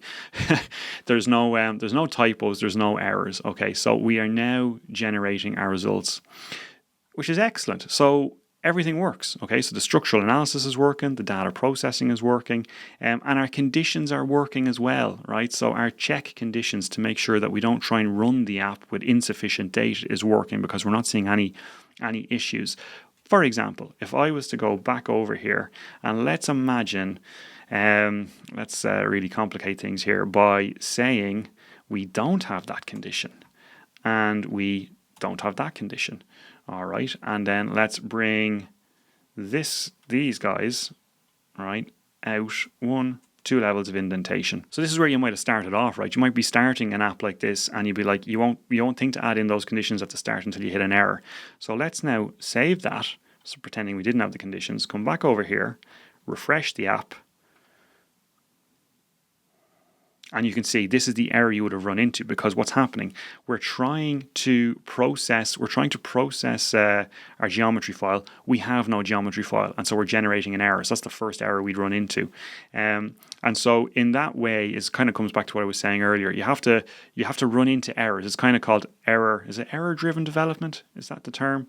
It's a term like that anyway, but you're building something, you're bumping into errors, edge conditions and things like that, and then you're solving them as you meet them. And this is a great example of that. You know, when I wrote this first, I would have written all this and thought, okay, we're in good shape here. Come back over, and I'm like, oh, what's the problem here? And if you follow your error messages, if we actually do it here, we can see, look, nodes, members, we're process geometry file, blah blah blah. Come on down, and we see that there's basically no file. Okay, that's what that error is basically telling us. And so we would input that condition, and then we'd input that condition, fix our level of indent, and everything's working again. So, okay, we've reached a kind of a milestone in the project now. We have an app. It works. It's a little bit ugly. There's no visualization beyond just tables of data, but that's kind of beside the point. We'll get on and we'll add those bells and whistles now shortly. The key thing is we have an app. It takes user input data. It does a structural analysis using OpenSees, and it reports data results back to the user. So that's a really big milestone in the project. A good time, I think, at this stage to, well, actually, I was going to say take a break, but it's actually a good time to commit your code. So go through that process of committing your code. You should have been doing it along the project up to this point, but definitely do it at this point. And once you've done that, take a break and come back, and I'll see you in the next one. Okay, so now that we have a running, working app, the next thing that I want to do is spruce it up a little bit by generating some visualizations, some plots of our structure and of the behavior of our structure after we've added some loads to it. So that's what we're going to focus on in this lecture. So we'll start off with a simple plot of the structure. So after the user uploads a geometry file, before they do anything else, we want our app to show a visualization of our structure. This is really good because it allows the user to make sure that the geometry file that they've uploaded actually represents the structure they think it does. And the best way to check that is by showing it to them. So in this lecture, we're introducing a new kind of visualization, and it's going to be a plot. And so we're going to need 2 new building blocks from our library of Victor building blocks, and that's going to be an image view and an image result. So these are the 2 new building blocks. The image view is going to be the decorator to the function that is responsible for returning the image result. Okay, so it's continuing that same idea that we saw for the first time in the last lecture. We have a decorator to a function, and that function is responsible for returning a particular kind of result, essentially, that we use in our visualization, whatever that may be, whether it's a table or whether it's a plot, as the case is now. So let's start off by importing into our app.py file the image result and the image view. So these are again coming in from VIKTOR.views, so we'll just tag them onto the end of our last imports. So I'm in app.py, and I'm down in the controller class again. So I'm going to define a new function called create structure plot. So again, this isn't any results. We're not showing any results now. We're just showing the structure. So that's why it's called create structure plot. We'll have a different image view to show the deflected shape and the axial force diagram. So we'll define a function with the standard arguments. Before we go any further, we will add the decorator to that function. So this is going to be responsible for returning our image, and so it's going to take the decorator image view. It will pass in the string structure, and again that default argument of duration guess equal to 1. Now, this function, because the decorator to this function is image view, this function has to return an image result. That image result can either be the image of our structure or some other image, but it has to return an image. Now, again, remember, our code for our app is going to execute every time a button is pushed or a view is changed or an input is changed. And so this code is going to run before we have uploaded any input geometry. All right, which means there's no structure to plot, but this still has to return an image result. And so the way I deal with this is by putting in a default image. So if we have no structural geometry uploaded yet, this image view will return an image result, which is just a default image.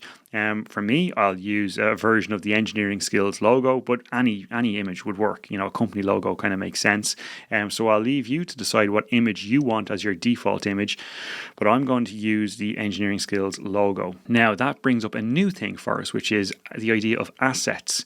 In this case, an asset is just an image, a static image that I want my project to have access to. Now, if you're going to add assets to your project, you've got to tell your app where those assets live.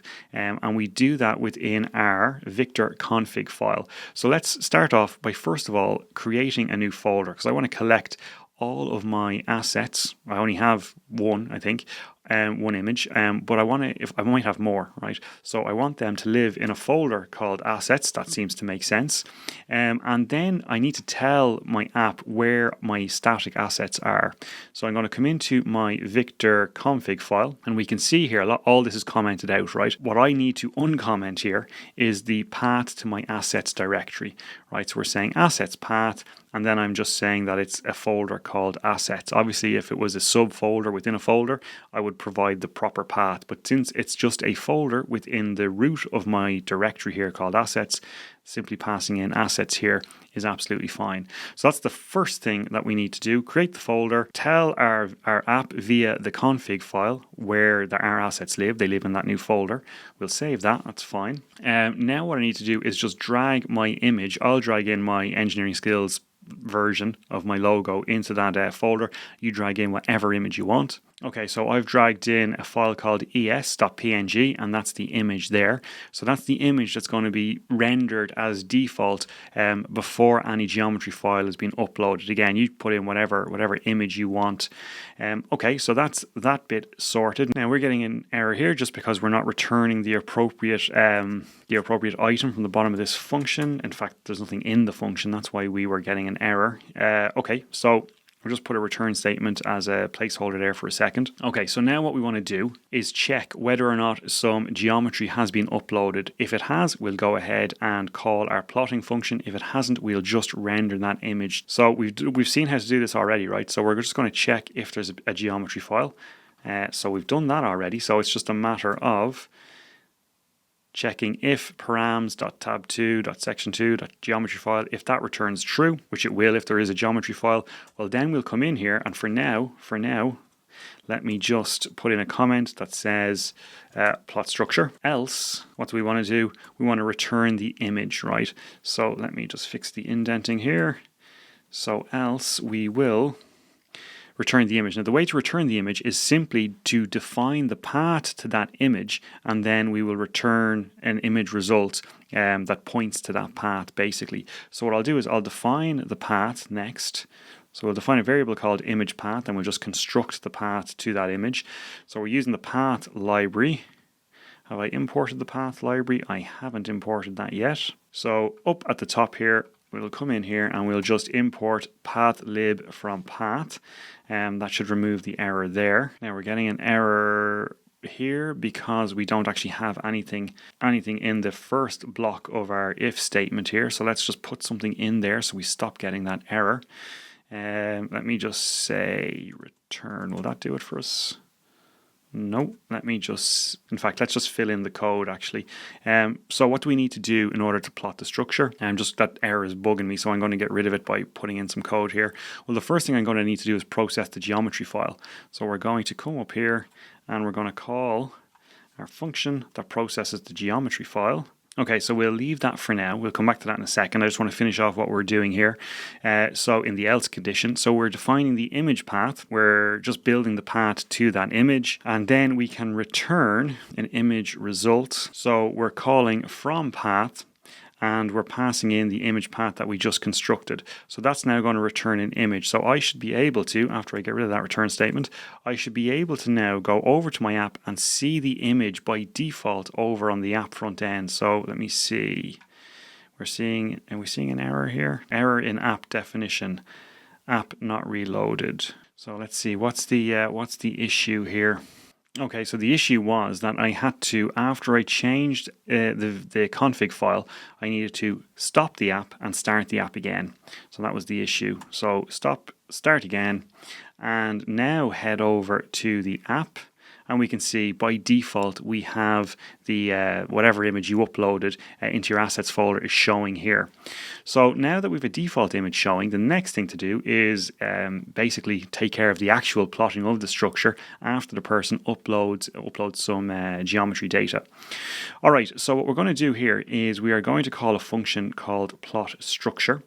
We're going to pass into it the nodes and members that got returned from the process geometry file, and we will assume that that plot structure function is going to return something, and I'm going to define a variable name called svg data, and assign whatever gets returned from plot structure to that variable name. And then what I can do is return an image result and pass directly into that image result svg data.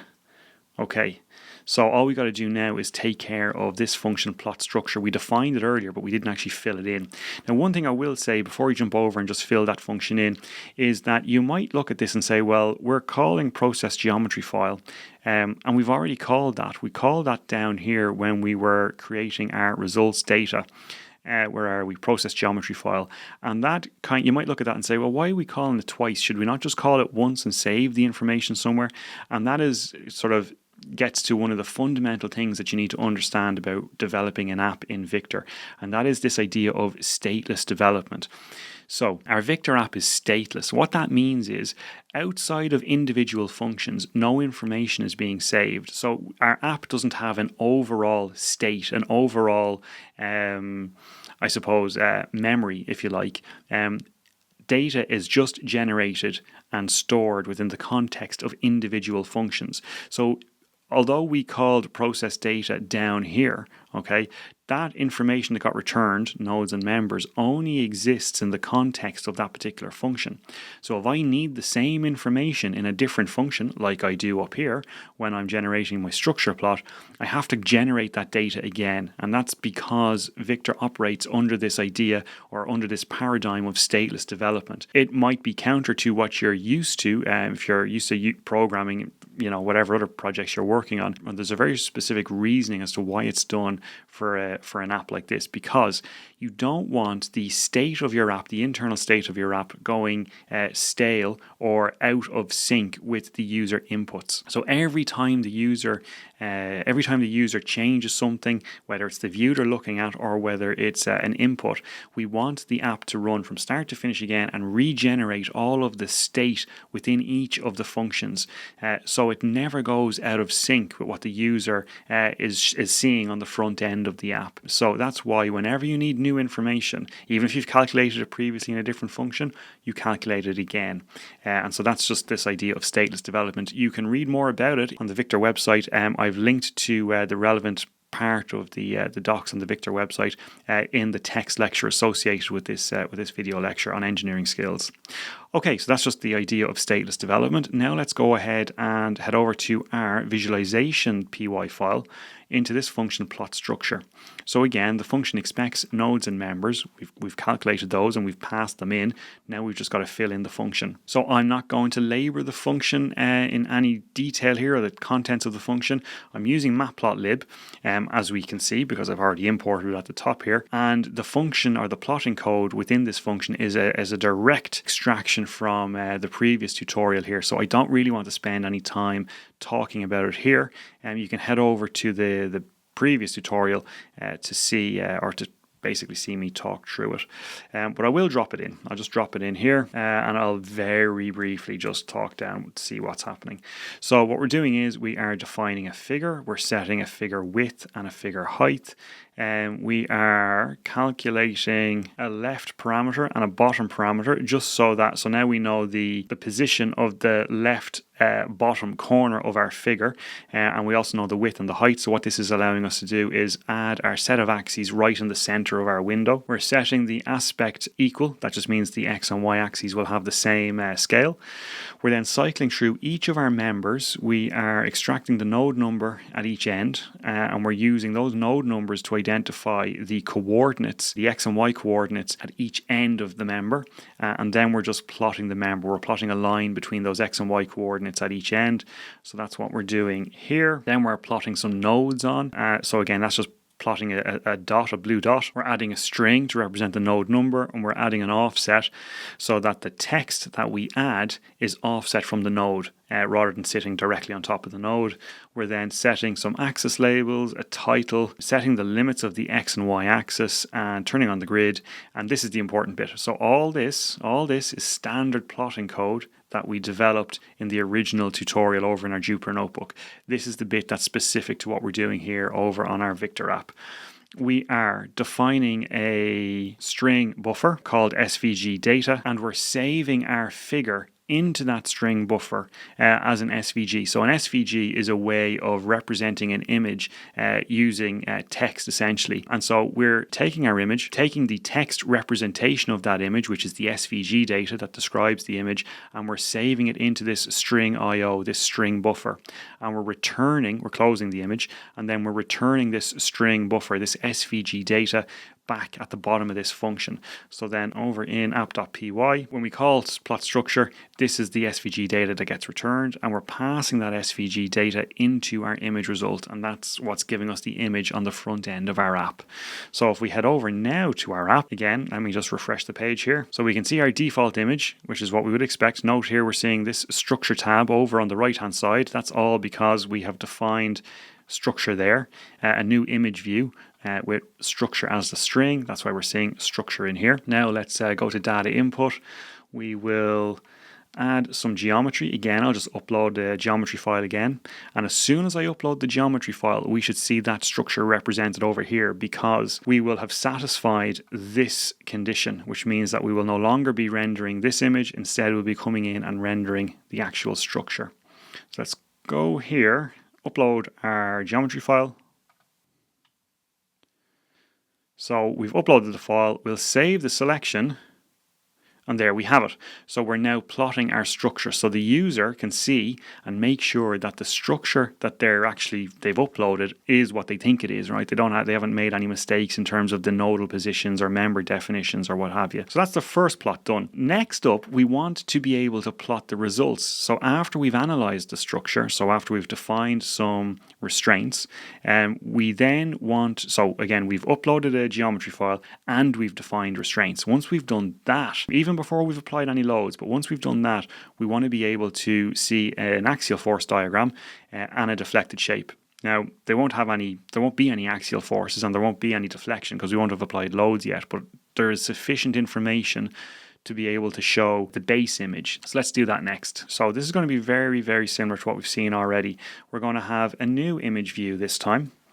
So we'll define the function first. The function is going to be create results plot, and again we will have a decorator, an image view decorator to that function. Now we're going to define the same default image. So if I come back up here and copy that image path out of there, come down here and define the image path here. We're going to check to make sure that there is a geometry file and at least 2 supports have been defined. And we're also going to make sure, exactly the same set of checks we had previously, that none of the restraints are just empty rows. Okay, so again, we've got to plot some results, right? So that means we've got to regenerate the results, because again, we're in a new function.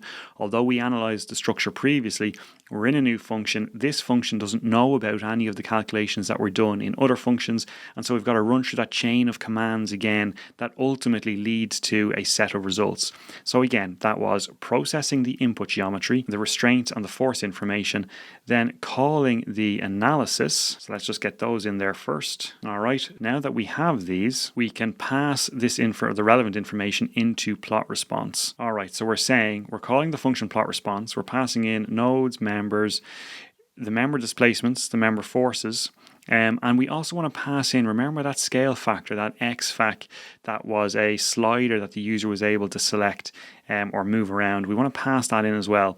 So that all gets passed into plot response. Plot response will again return a string buffer, which is the SVG data that defines the plots, and that will get returned as an image result, or will get returned as an argument to the image result. Okay, that's all fine. Now we need to take care of the else condition, which is in case we haven't satisfied this condition, we will plot the placeholder image, but we've layered our conditions in 2 layers here. So we might have satisfied this one, but not this one, in which case we'll plot this guy here. But in case we don't even satisfy this first layer of conditions, we need an else statement for that as well. So now that should be everything we need to do in app.py. So we've defined our image view, we've defined the function. Let's tidy this up a little bit. We've got some conditions in there to make sure that we're only trying to execute the analysis if sufficient data has been provided. If it has not, and we will return the default image. Okay, the only thing now I need to do is go over and fill in the body of plot response. So let's head over to visualization. Again, we'll collapse plot structure. We'll come down to plot response. And again, this is all plotting that we've done previously. So the way I'm going to do this is I'm going to plot one figure with 2 different subplots within it. The first subplot will be the axial force diagram, and the second subplot is going to be the deflected shape. So we'll define a figure with 2 sets of axes, and we will set the aspect to equal on both of these sets of axes. So let's just come in here. We will get rid of that return statement for now. All right, so I've defined 2 sets of axes. I'm going to call the two sub functions here, the 2 helper functions here that will actually handle the individual plotting onto those sets of axes. And then I'll return the data in exactly the same way that we saw for plot structure. So we're defining a string buffer. We are saving the figure into that string buffer. We're saving the SVG data that describes that figure into the string buffer. We're closing the figure, and then we're just returning that SVG data back to app.py where this function was called from. Now what I've got to do is just fill in the function that takes care of plotting the force diagram and then the deflection diagram. So we can do that next. We'll handle forces first. Right, so we are cycling through each of our members, again extracting the node numbers at node I and node J, extracting the coordinates at node, the X and Y coordinates for node I and node J, and then we are extracting the member force within each of those members. If it's less than some threshold value, okay, which is a number very, very close to 0, we're going to just plot it as a grey dashed line, okay, which means it's a 0 force member. Otherwise, if the member force is positive, we will plot it, its intention then, we'll plot it as a blue line. Otherwise, it's going to be negative and we'll plot it as a red line. So all this axial force diagram is doing is indicating tension and compression.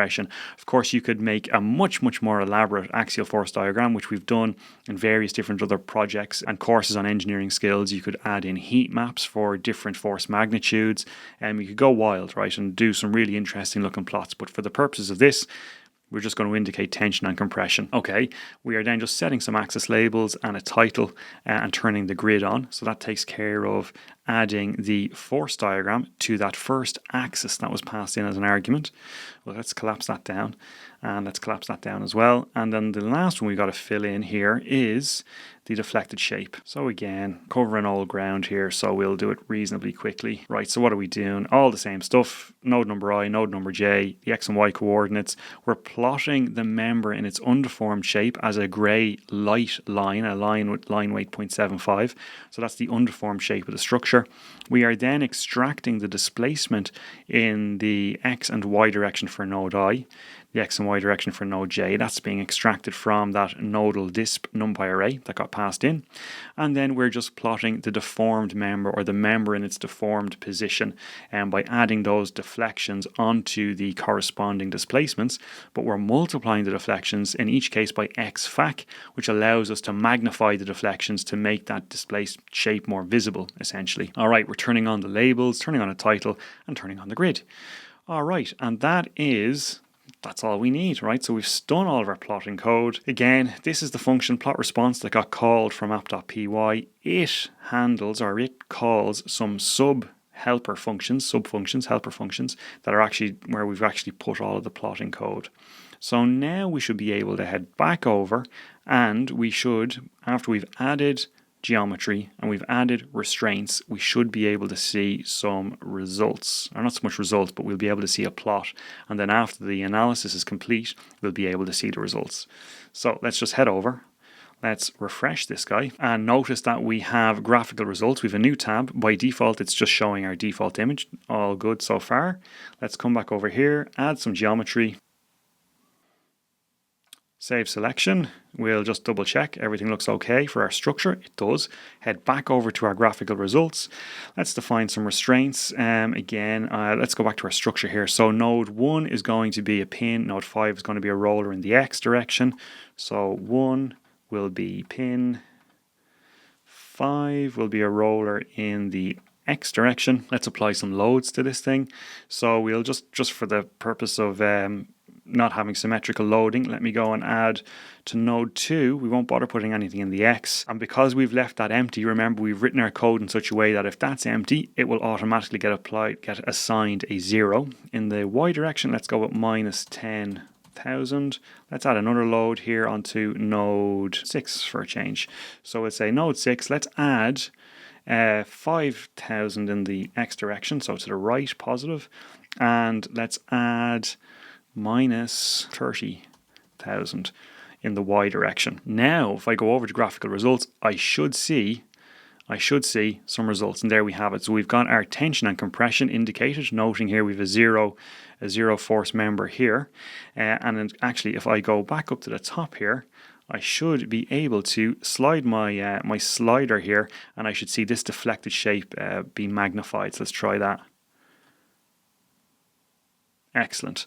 And there you have it. So we're in good shape. We have our graphical output, all right. We have our results that we saw previously, where we've actually got the numerical values in table format.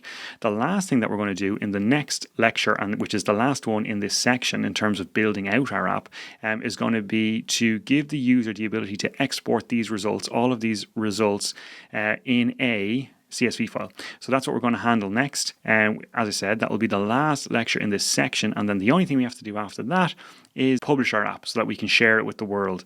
So again, commit your code, take a break, and I'll see you in the next one. Okay, so in this lecture, what we want to do is a nice simple task, a nice quick task, which is just implementing the ability for our user of our app to be able to click a button and download all of the results in CSV format for any further reporting that they might want to do. So this is, again, it's going to be fairly easy. I think we've got the bulk of the hard work is done now. Well, all the hard work is done now, really, to be honest with you. It's going to be pretty straightforward from this point on.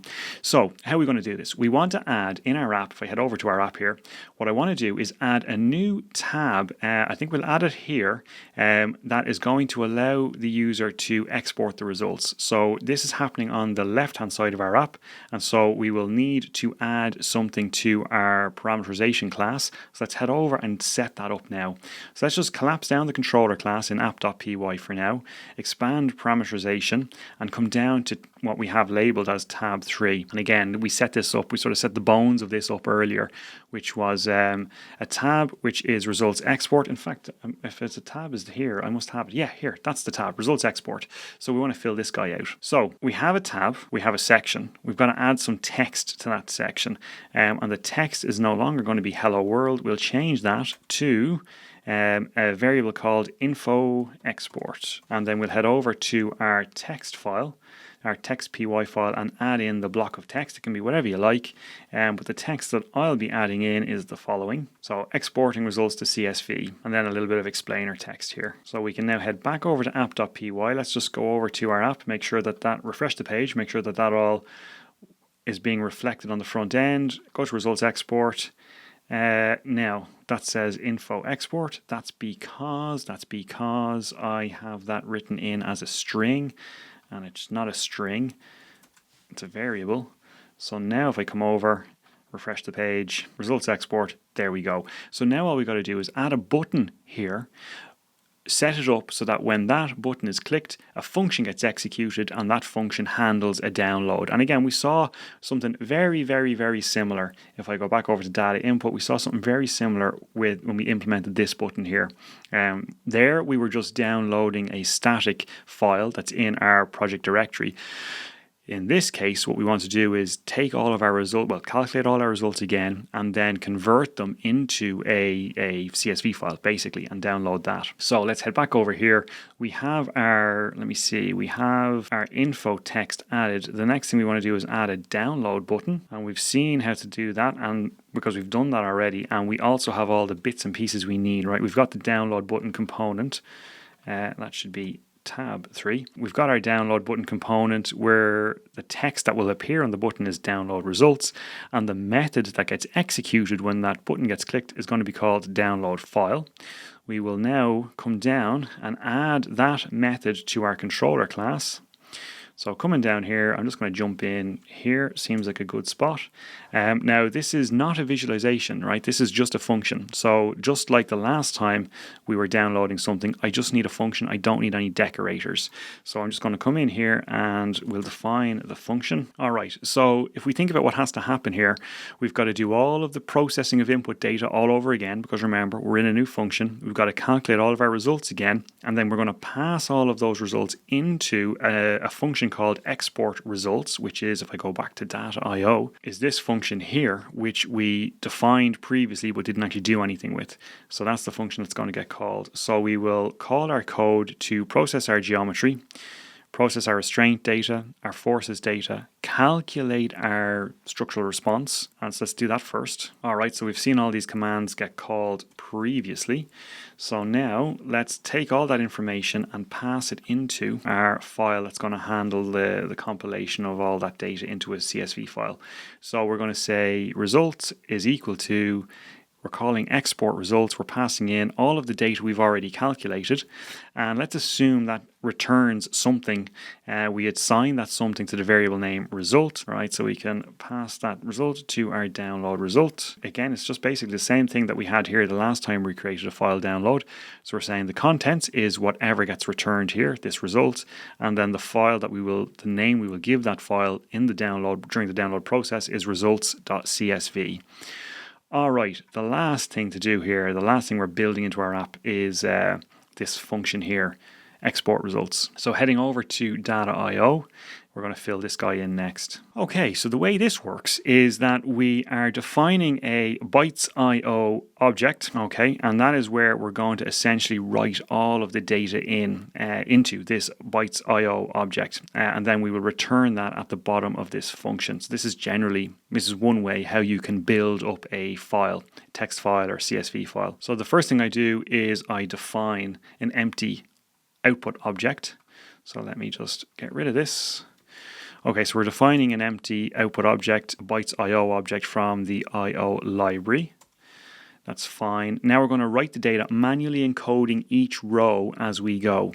All right, so we're going to write the member force data first. So I'm going to drop in the code and then I'll explain what's happening. Our output object, we're calling the write method on that object. What are we writing? The first thing I want to write in is a header line, which says member forces in kilonewtons, and I'm encoding that string as a UTF-8 string.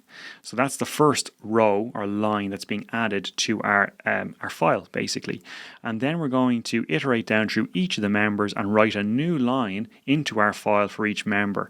And that's going to be a string that contains the member number, the node number, node I and node J, and then we'll also pass in as a variable the actual force, and then we'll call the new line character here on the end to make sure we get to a new line. And that's basically, we're rinsing and repeating that the whole way down. So we'll do it for the nodes next. All right, so again, we want a new line, right? So we're just creating a new line here. We are adding a header line, and then we're adding in the displacement the nodal displacement for each node on a new line, processing down through each of our nodes. We can do the same thing for our reactions. So it was member forces, nodal displacements, and reactions was the last thing that we wanted to output. Okay, so the exact same pattern again.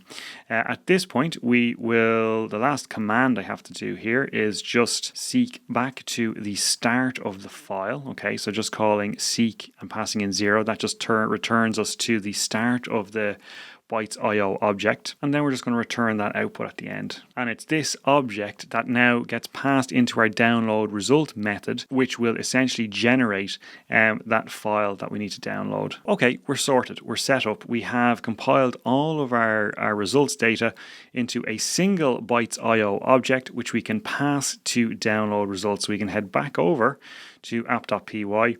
That result is now our bytes.io object, which we're passing in as our file content, and we're setting the file name to be results.csv. So now that should be it. We should be done. We should be able to click that button, which will execute this function here, which will ultimately result in the downloading of a CSV file. So again, fingers crossed, and let's see if it works. So we'll come back in here, we will refresh, come into data input, we will add some geometry data as usual. Okay, so let me see what's next. We'll add in some restraints, the usual pin and roller. Let's add some basic loading here. I'll just add a load onto node 3, and we should have some graphical results. We do, everything's working okay. Now let's go to our results export, and hopefully when we hit this button we will see a file get downloaded. So let's see if that works. Excellent, so we do have a file. Let me open that file up and make sure it is what we think it is. Okay, here we are. So this is our results CSV file. Let me zoom in a little bit here. Okay, excellent. So there we have it. So it's all worked. We've output our header row. We then have each of our members and the force in kilonewtons in each member, nodal displacements. Yeah, basically everything is as we expected. So now we can generate, or our user can generate the CSV file that contains all of the results, so they can take it from our app and do whatever they like with it. So that basically wraps up our app development. All right, so that more or less wraps up our app development. At this stage, we're ready to publish our app. We have something that's useful. It can take user input, it can calculate the response to the structure, and it helps the user visualize the results either in a plot format like this or a table of results. And then finally, we've been able to generate a CSV file that allows the user to download the results and take them away and do something else with them. So we're in pretty good shape. The only thing we have left to do is publish. So we want to be able to publish this app so that we can share it. So we're going to tackle that very quick, very easy. We'll tackle that in the next and final section. So I'll see you then.